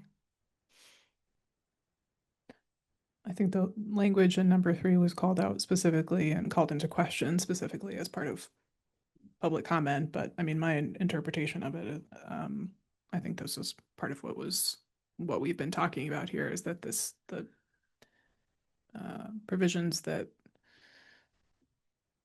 determine how cluster developments happen are meant to produce exactly this, that harmonious relationship of structures and open spaces. So to preserve the maximum of open space, and particularly in this place where it's going to be a part of this kind of connected corridor, rather than having, some big sprawl and a lot of huge lots that, other people can't access.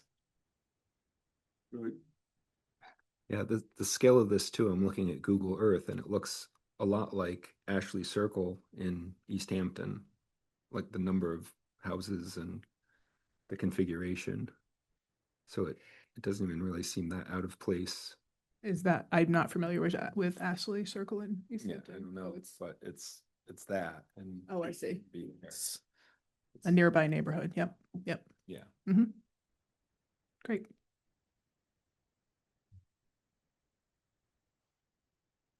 Carolyn? Okay, whoops. Yeah. Okay, the requested use meets any special regulations set forth in this chapter, including consistency with the intent of the character-based zoning districts as written. That's not applicable. So this is the one that then jumps back to the 10.5 cluster open space. And so then there are all those specific criteria and 10.5, which, hang on just a second. So that the applicant has gone over showing the relationship of the open space. So there was a lot of talk about the trail. So one of the elements of the cluster specifically is that there's a relationship to the proposed units to the proposed open space so that the people living there have access. That again, sort of going through the specific criteria about meeting the there's specific details about it has to be in single ownership at the time that it's proposed, that it meets the density requirements, and then it has the density calculations based on each of the zoning districts. And that there is a section, and just to clarify, under the 10.5 cluster, that if an applicant is proposing a subdivision that's a standard lot subdivision, then the applicant is required to show what it would look like under a cluster scenario. But the reverse isn't required under subdivision, because the whole idea is to encourage you to do the one thing first, and you don't have to develop 2 plans and spend engineering money on 2 plans. But if you're gonna go with a standard lot subdivision, we want to see whether you really could do it in a cluster. So that's part of this. And so the proposed streets and parking and utility systems need to be shown, and proposed location of the open space, like I mentioned, in connectivity. And then there's a provision for common buildings that's not applicable to here, as well as whether there's going to be deed restricted affordable housing, you can get a density bonus. That's not applicable. And then there's specificity about the amount of the tract area that can be set aside for open space. So it goes into those detailed calculations that are on that sheet about preserving at least 50% of the land and subtracting the wetlands and the floodplain and the roadways and steep slopes and all of those calculations, which are they've taken this in the code and put it on that sheet. And then it talks about the open space may include land donated to the city or other conservation organizations, and that for the open space, the public would have the right to enter the property for passive recreation if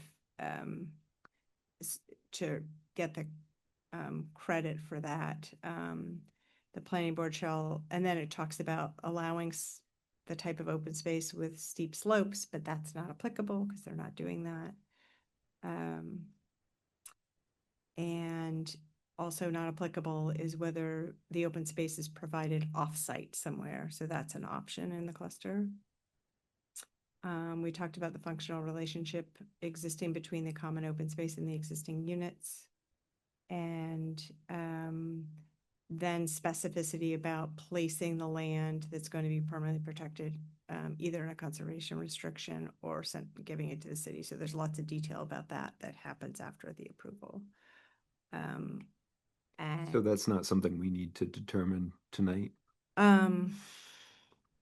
Right. So it's basically what you condition that the open space has to be permanently protected at a given point and in accordance with that section.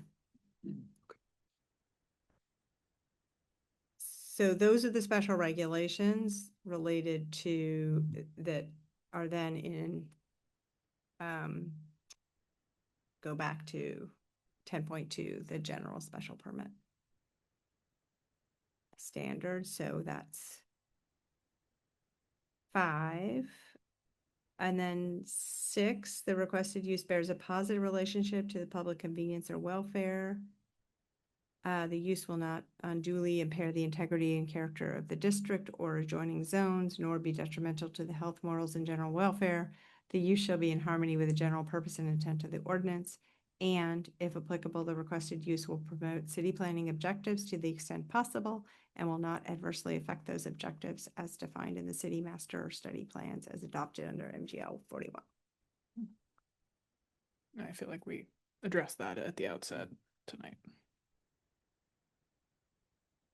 And then finally, the special permit granting authority shall also impose, in addition to any applicable conditions, other conditions that may be reasonably appropriate to safeguard the neighborhood or otherwise serve the purposes of this chapter, including but not limited to front, side, rear yards greater than minimum required, screening buffers, planting strips, fences, walls, exterior appearances of structures, limitation upon size, number of, I don't think that's legal. I was sort of surprised by that. Yes. Method and time and duration of the permit, extent of the facilities, traffic, requirement of a posting a bond or security for compliance with the said conditions, and which we talked about, I think, in the first hearing. In addition, when applicable, site plan shall be submitted to the planning board for its final approval. And this is also requires a site plan. Great. Thank you. That is a perfect transition into talking about conditions. But before we do that, are there any questions, or does anybody else on the board want to make other comments about, their understanding or lack thereof of how this project fulfills these requirements? George. So so we've heard about the special permit requirements, and the other thing that we often look at is our sustainability plan. And I think we heard a couple of comments tonight and the previous meeting that this development is in the wrong part of town because there is no access to commercial centers. There's no good bicycle access. There's no access to schools. Which is unfortunate. I mean, we really do push kind of what we classify as infill nowadays so that more housing happens downtown where there is access to bicycle infrastructure, public transportation, schools. But I think in this situation, we need to provide housing in places where folks may want to live. Not everybody wants to live downtown. We need to understand the trade-off also of the conservation land. I wish it was on a better location for bicycle activity. I wish the PVTA went up there. We will see more single car trips than carpooling or bikes, but I think that that's kind of what we have in order to build more housing in our city of all different kinds.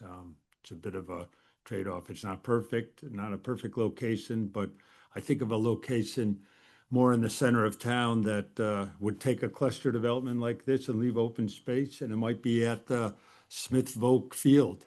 And of course, that would never be allowed. I'll probably get pillared for even mentioning that that might happen, but that would be the kind of place that would be close to everything and you could put 39 units, but nobody would want that. So here we're giving folks another option. So just wanted to talk to those kind of comments that came up. And our city has different zoning districts that reflect the distance from the center of town and these amenities. So when you get into the center of town, you have very dense development abilities because we want people to be here and move around without cars. When you get to the outskirts, you know, there's larger lot requirements, and this cluster development has whatever factor it uses for the watershed protection district, 0.54. So that's kind of factored in. And I don't know if that's the right factor or not, but it's the factor that's in our zoning book right now. So that's the factor we're using. And that's the factor that the applicant is meeting. So, you know, they're doing what we're asking them to do in that district. And it's just, to me, the benefit of getting that open space, which is contiguous with the open space we already have and this other block of land that we're getting, it's a win for the city to get this big chunk of open space contiguous under the city's control. So I think that's kind of the best outcome for the city, as opposed to like a operating gravel pit. Right, and has been pointed out, it's a great way to give people who want to live in a more rural part of the city the opportunity to do so in a way that, you know, increases the number of opportunities on the kind of smallest possible part of land. And then, you know, we get this nice benefit of having the open space as well. So it's rural now and it will stay rural forever. Okay. With that, let's talk about some conditions. Before moving on to working through the list that was in the staff memo, there were a couple, I think, that have come out of the conversation here tonight.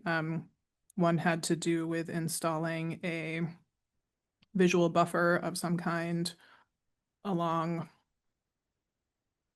an edge of the property, and somebody is going to have to help me remember, possibly the I think it was applicant. 285. Okay. Glendale. Okay. Okay.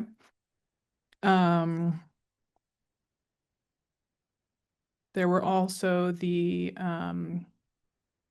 Possible trees, vegetation at the road. At Glendale, yeah. okay. How, Carolyn, relative to tree removal for the sight line, how would we condition that? Well, the applicant has put in, has shown in the traffic study that the applicant submitted, talked about the trees needed for sight distance at the entry and the ones that were in the right of way. So I think that's covered. The plans also show, because there's grading for the stormwater, the rain garden, you know, along that entryway, there'll be more tree clearing for that. So I think it's baked into the plans. Okay. And you can confirm with the applicant, but that, I believe, is what you saw. Okay, so it's not something we need to condition because it's already indicated on the plans that we're approving, so they. Right, need- and the requirement for the 5-foot sidewalk would again sort of, it might require additional trees to be removed in that same sort of, in that right of way, but I think, I'm not sure that it's been marked out, so I think that covers it. But I think for the public's concern, the the access that the applicant currently has, that's not the final condition of what this driveway is going to look like. So if everyone's concerned that what they're seeing today is the final product, I don't believe that's the case. But there's a process that, you know, once, if they get an approval from this board, then they would need to go to the tree warden and talk about other trees that are in the city's right of ways, which they can't cut down right now. So what you see today is not the final product. I think the other thing that came up was relative to the some of the kind of construction impact mitigation. And the applicant in their memo proposed pre-construction documentation, monitoring during construction activities. And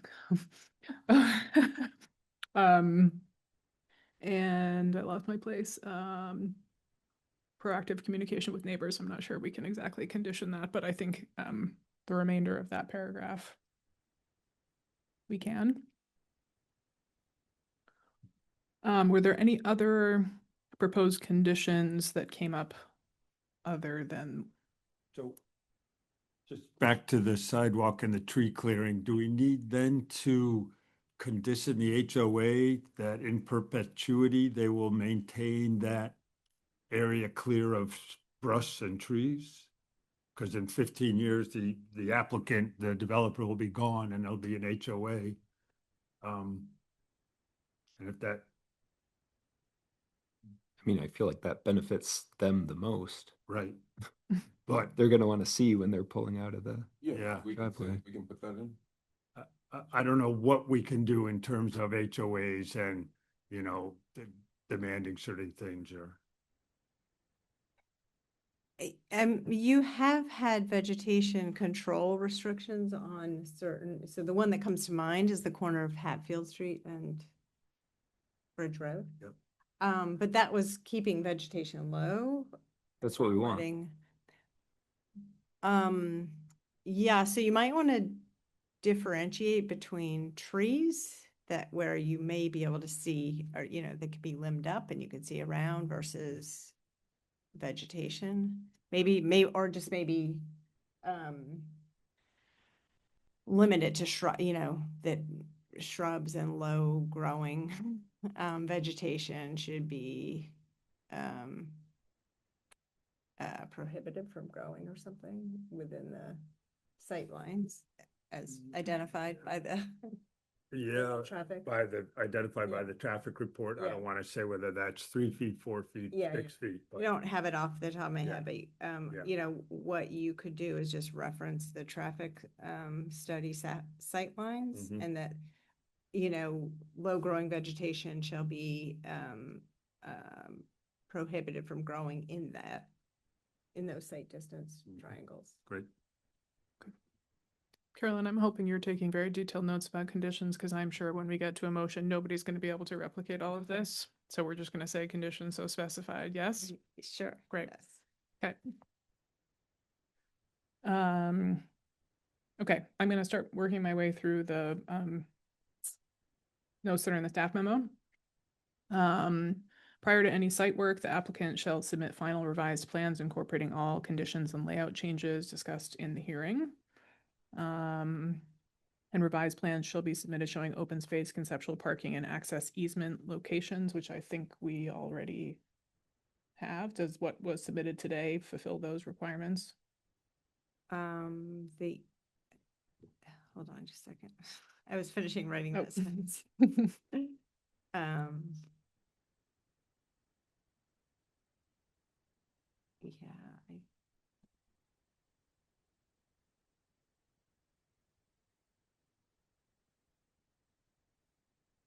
I'm getting there.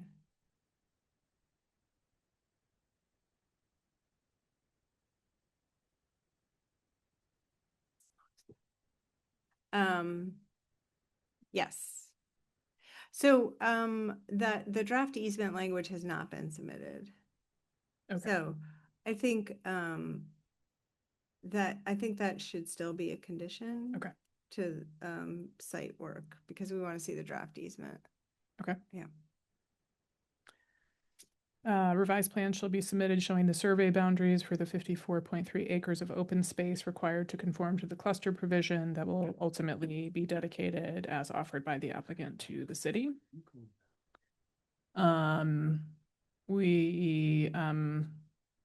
An alternative tree species to a tree I'm not going to attempt to pronounce. Can somebody else jump in? Red maple. Asarurum. Thank you. Some may be planted, but we want to see a variety from the tree list, and planting guidelines for the city. Final delineation of the Glendale Road layout shall be shown. The applicant shall submit a certified letter from the arborist indicating that all tree protection and tree treatment mitigation has been undertaken in accordance with all recommendations.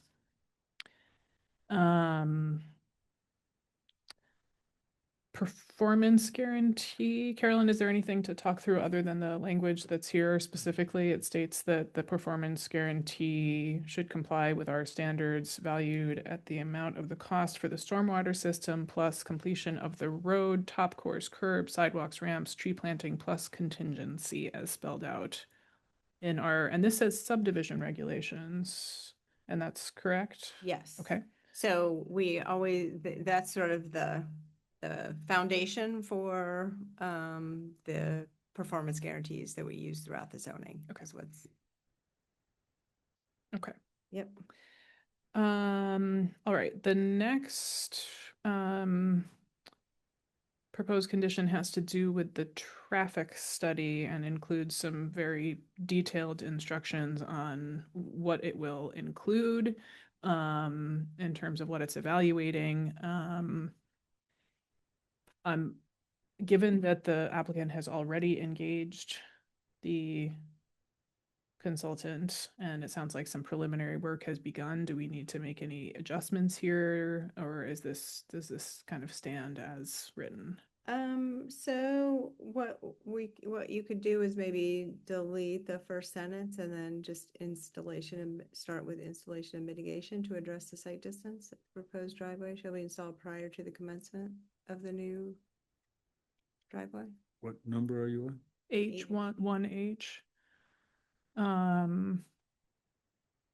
Does that make sense? Since they already. Yeah, so they have engaged a Yeah. consultant that is evaluating the effect on site distance and traffic Right. and giving the proposed project and recommended approaches. So the condition is installation of the mitigation. And Sorry, it says traffic calming shall be installed prior to commencement of the use of the new driveway for construction vehicles. Does Yes. that make sense? Aren't there already construction vehicles? No, construction for this For project. this project? So the applicant can, I mean, just like when there was a gravel operation, there could be trucks going back and forth. That's not related to this project. Meaning it's not developing this project. So the concern that was written in the DPW memo was that you would have, vehicles coming in with materials, more excavation equipment, whatever's needed. I'm not going to pretend to know how all that development works, but that for the purposes of starting this construction then is a whole new level of impact. Yeah. So it's that piece, not what's going on now with just sort of back and forth out of the property.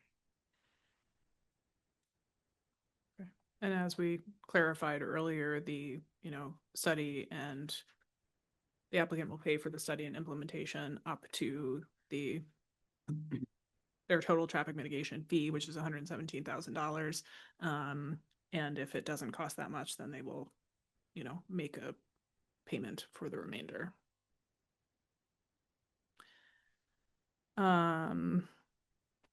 Rolling on down the line, prior to issuance of a building permit for the first unit, the final location of the public access path from the offered parking area shall be delineated and mapped. Easement language shall be recorded upon approval of language by the cities. Do we need this in addition to?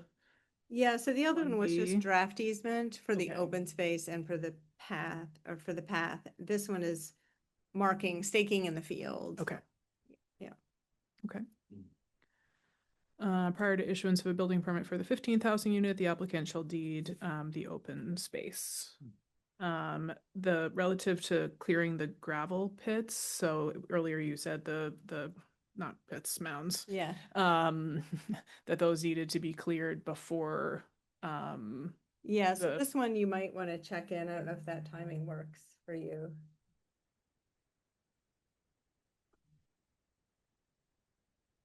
It would be great to have a little more time, but again, these, it's hard to predict. So what will the market bear in terms of absorption rate for the units out there? How quickly, which, look at our world scene, it's hard to predict. So.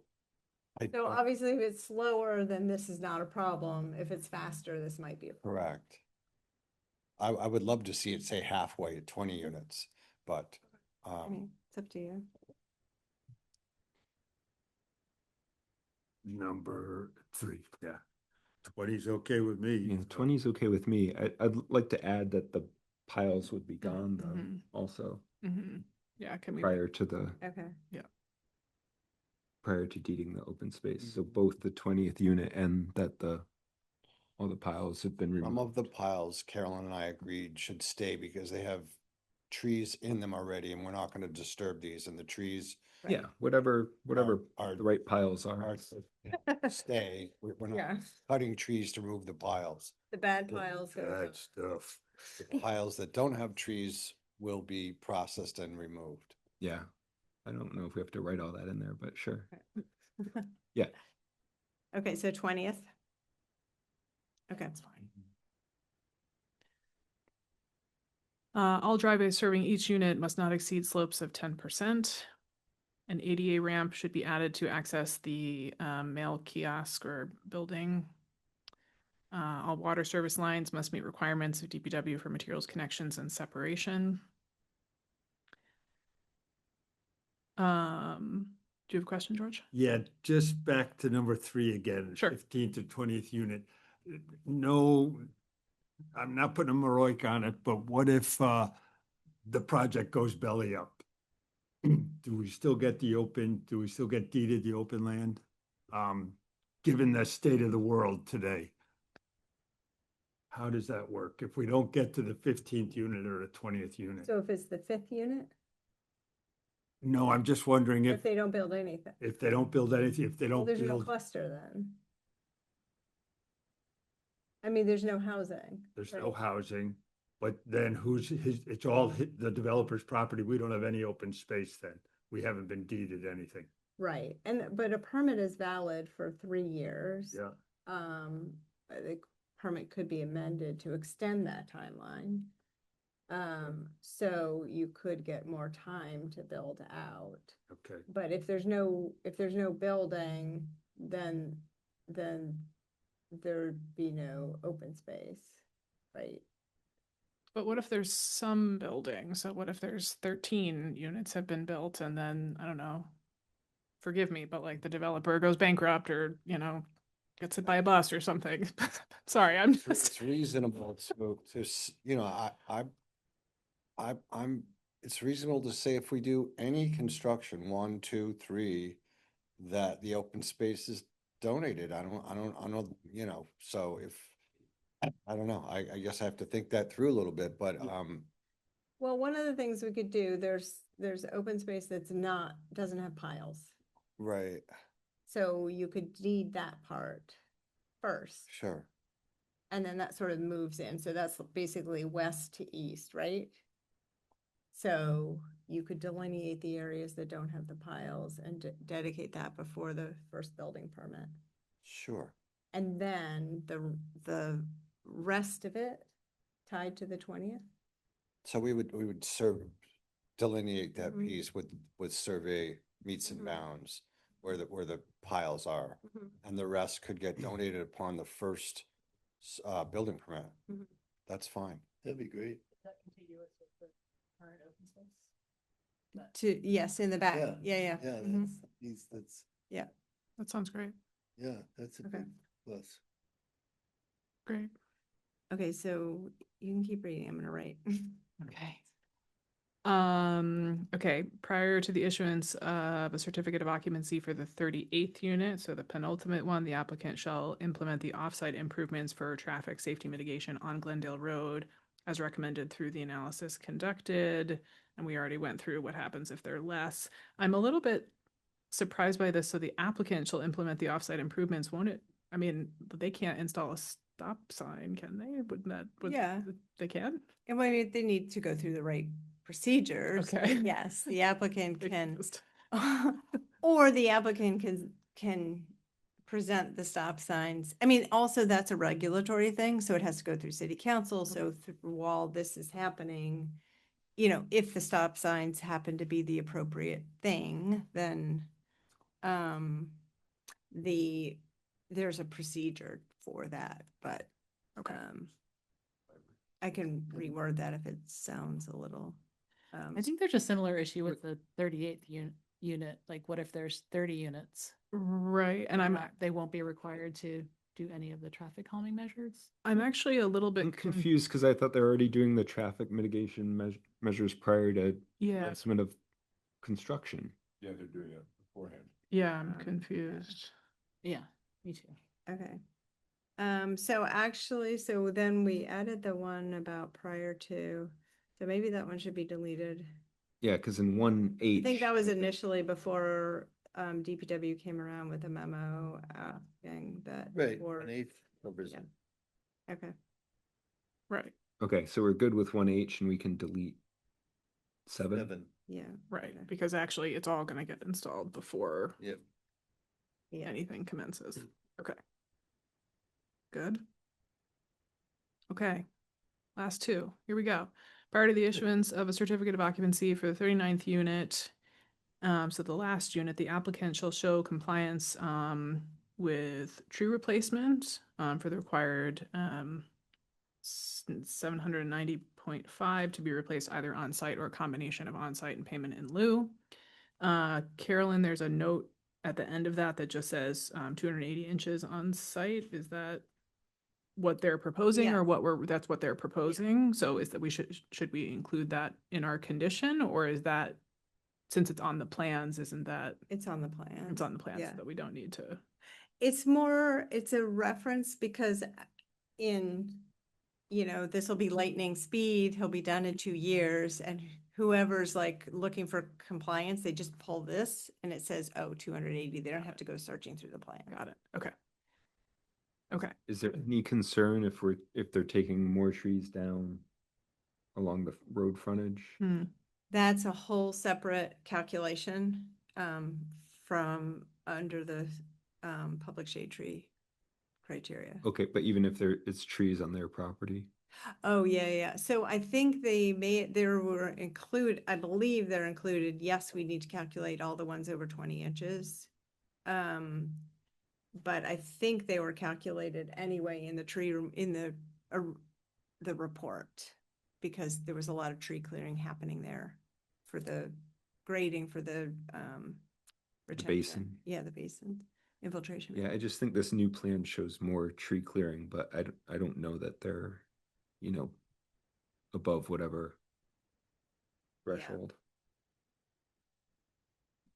Or that detail's not necessarily shown. There are some tree tree trunks identified there, so maybe those are significant trees. I'm just gonna add a note, or total based on any additional trees that are removed. Okay. Good. Okay. The applicant shall submit a certified plan stamped by an engineer indicating that the lighting levels as measured on site comply with the zoning.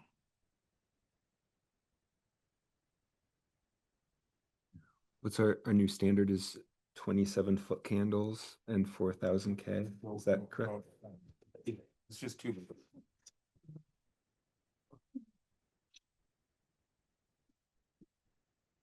Incorrect. Okay, sorry. Okay, so we talked about a couple of kind of our conditions at the beginning. We've been through this list. I think we got clarity. Is there any, Are there any other conditions to be proposed? Or is there? Hi, I just want to check in on one thing. It's happened with HOAs before, I think, and this may come under the HOA agreement, so that's really not under our purview, but in some of our development subdivision or cluster that bordered on conservation areas, we had issues with the residents kind of leaking their yards and equipment into the conservation area. So I just wondered, because this is a condo, what is the parameter of their backyard, so to speak? How does? Way that this is set up, most of the conservation area it starts really on the backside of an intermittent stream behind the cluster. It would be really tough for them to spread out into the land that's being conserved. It would be a real stretch. Yeah, Stretch, all right. like hundreds of feet. Okay. Like about 400 to 500 feet. And buffer zone too, right? Right. So, there's the intermittent stream in the back, which is 200 feet. Yeah. Yeah, so it's unlikely because of the It looks like they have, configuration. yeah, there's a decent hill graded into their backyards too, at least the ones that are closest to this stream there, or the wetland. Okay, thanks. Okay. Does somebody want to make a motion to close public comment? Sam has moved to close public comment and Rich has seconded. Any discussion? All those in favor of closing public comment? Unanimous. Okay. Is there any more discussion or does somebody want to make a motion?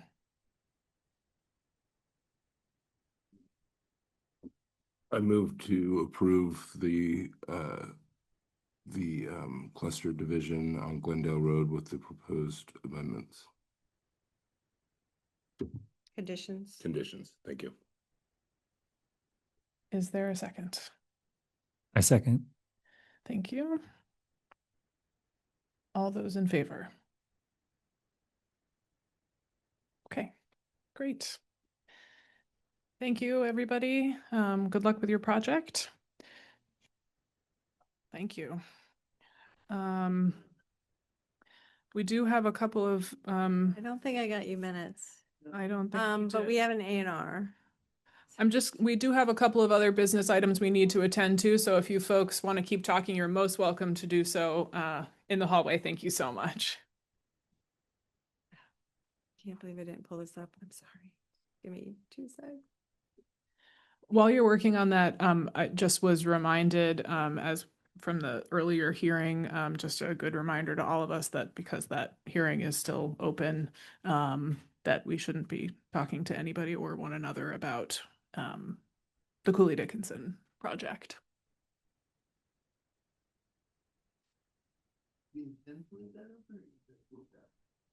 No.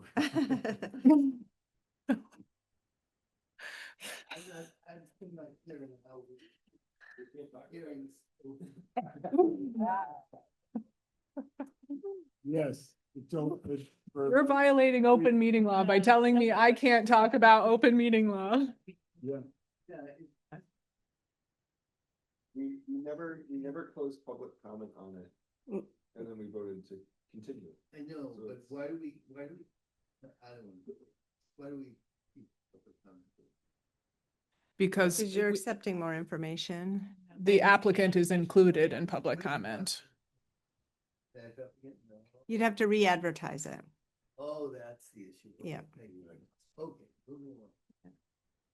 Okay, so there's one A&R. This is on Market Street. It's, there's no minimum lot size in the central business side street.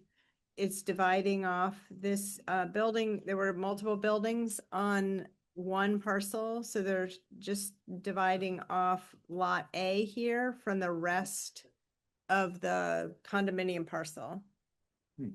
So they're not creating it, because we don't have minimum frontage, but the lot already, the buildings already exist. So there's no Nothing to see here. There's no subdivision. Where is that in relation to North Street or? This is way down. This is like across from Joe's Okay. Pizza. Okay. I move to approve the A&R next to Joe's. No. Across. I'm Market. Okay, so Sam moves to endorse. Is there a second? That's still on 241. Yes. Okay, Rich seconds. Wait a minute, does anybody have a conflict? Is that your My salon? daughter just got her haircut there this week. How's it look? Corruption needs to stop. I would second this if we. I think Rich already somebody already did. All right, all those in favor of approving endorsing the A&R? Sam? Yes. Sir. Yes, okay. The Zoom regs were also on the agenda tonight, but can we punt that? Yes. Great, thank you. Okay, is there a motion to close the public hearing? Yes. Adjourn. Adjourn, thank you. That's the word I'm looking for. Okay, all those in favor of adjourning? Aye. Thank you, everybody. Good night. All right. Thanks, Jana. Good job keeping all those things straight. Really well done. Go home, but you can't stay here.